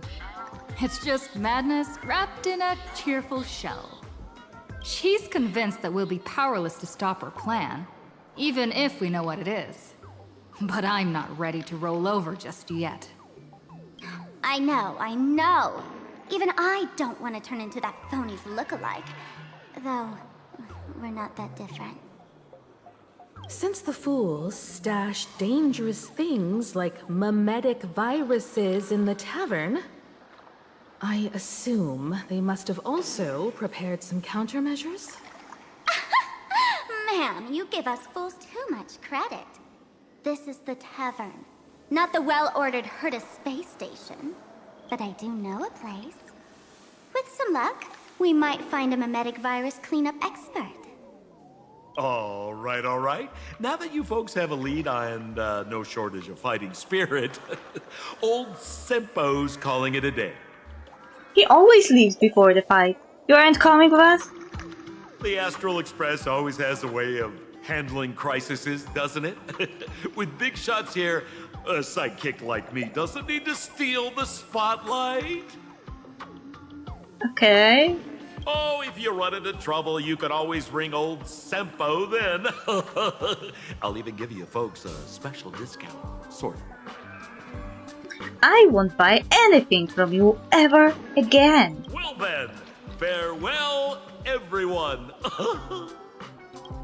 So, where are we heading next? Let's check out Fatal Joke. Fatal Joke? What kind of place is that? Why do fools love toilet humor so much? Don't worry, they just indiscriminately laugh at everything they can't digest. Even if Aha themselves showed up, they would get stuffed in here and flushed away too. Lol. I interrupted characters from talking.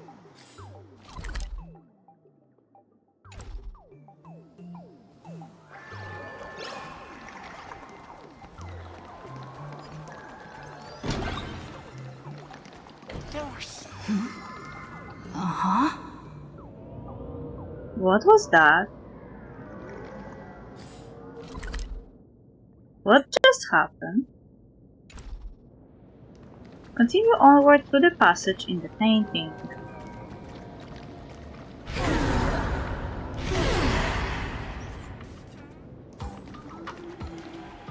This place feels more like a maze than a tavern. Well, it is a space-time maze, after all.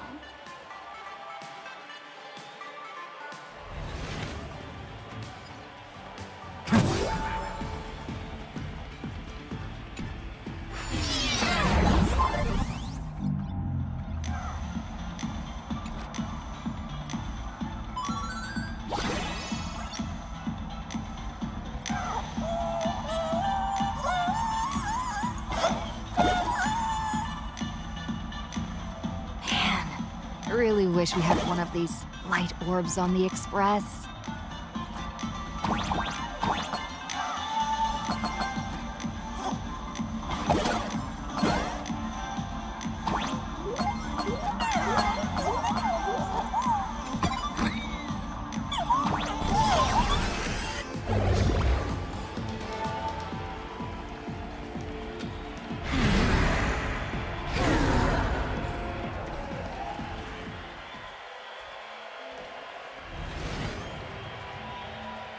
Attention all doctors and patients. Do not believe any information from this broadcast. I repeat, do not believe any information from this broadcast. Thank you. What is happening?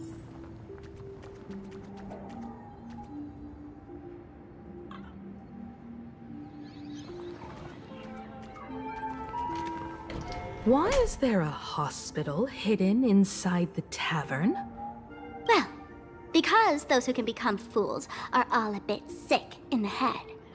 Not your regular headaches and fevers, but matters of the heart. Every time someone goes bonkers and stirs up trouble in the tavern, like scattering nosewalker parasite ticks in every corner, or spiking the beer barrels with truth serum that makes people spew insults. For each time the whole place goes topsy-turvy, there's always some fool who, in the spirit of elation, volunteers to treat them. Yep, they get sent right here to Fatal Joke. Okay, the hospital is called a Fatal Joke. Strange. Why isn't there even a fake doctor around today? Fake doctor.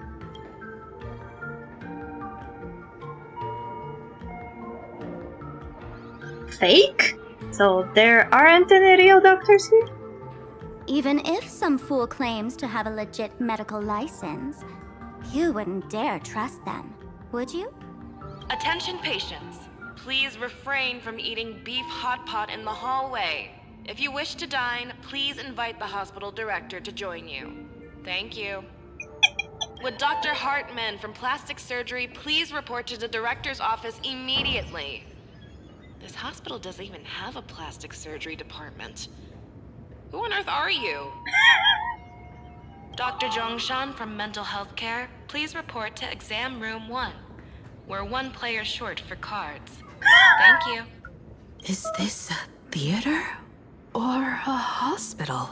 Sitcom! Alert. Patient detected ahead. Patient detected ahead. Please line up in an orderly fashion for registration and wait for the doctor to begin consultations. Patient number 01, Akavilli. Is there a Miss Akavilli? Miss Akavilli, diagnosed with Stellaron symptoms per the records. Are you present? Please proceed to exam room 1. They already diagnosed me. They called you by name, Miss Akavilli. You might as well go take a look. I wish, but I don't have much time anymore left. I was pushing it anyway. I will just... Mr. David Day in Ward 4, please complete your discharge procedures. I will just leave it here. And we'll continue tomorrow. We're nearly at the end. It's like we're halfway through this quest line, I think. We are at step 18 from steps 44. So nearly in the middle of this quest, and there's like 2 other quests before the storyline ends. Also, there's something interesting in this hospital that I saw people making screenshots of, so I will really want to look into it tomorrow. We'll probably need to go into more rooms to find it. But it will be worth it. It will be worth it, I tell you. Yeah, I already pushed it. I am surprised that we weren't interrupted yet by anyone.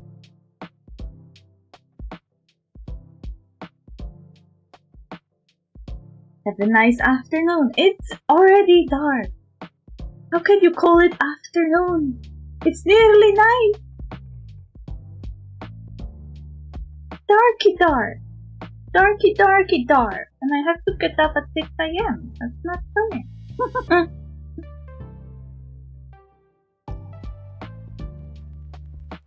But at least I finished at 2 and can then, stream my heart's content until I inevitably get interrupted, because why not?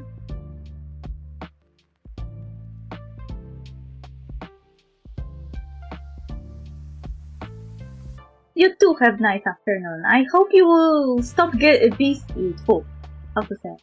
But I hope you will stop being sick soon. This is what I wanted to say. Then don't have a nice afternoon. It's not an afternoon! I want a nice afternoon, but it's not an afternoon. That's the issue! Afternoon was already and left me. We were having a nice afternoon while playing the game. So now it's not afternoon anymore. It's evening.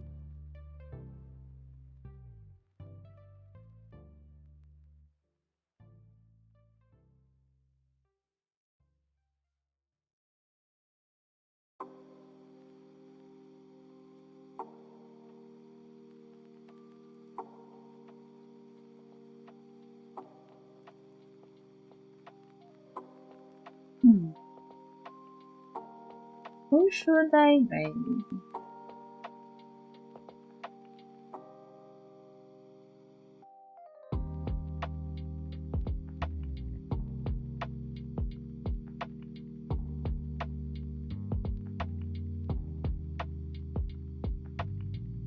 Thank you. I could heal you from afar.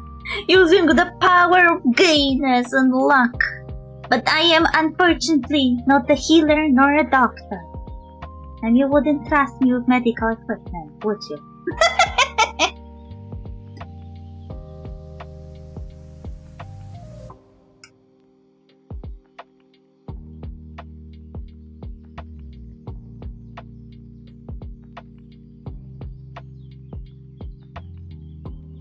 I am a fake doctor. Also, when we entered that hospital, my immediate thought when they said fake doctor and we listened to those announcements, I had I am waiting for Sister Basan to come and say that she would drink just a little bit of spiritus. Just a little bit. Show me your degree first. My degree is not a doctor. My degree is a master. I am a master. But not a potion master. Just a regular master.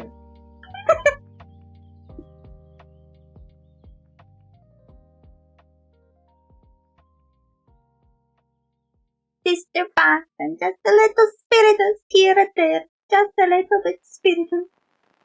For clarity. And help!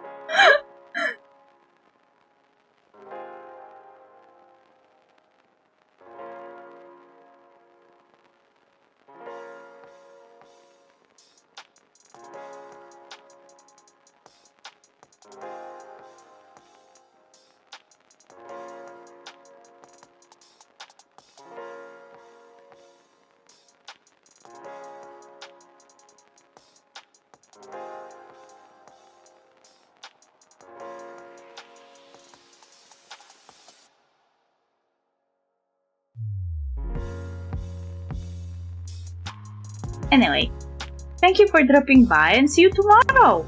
I will finish this storyline tomorrow, most likely, hopefully, if nothing obscures us. It should be enough. We took a bit longer because I started reading the readables and it takes a bit of time sometimes. Anyway, see you tomorrow! Bye!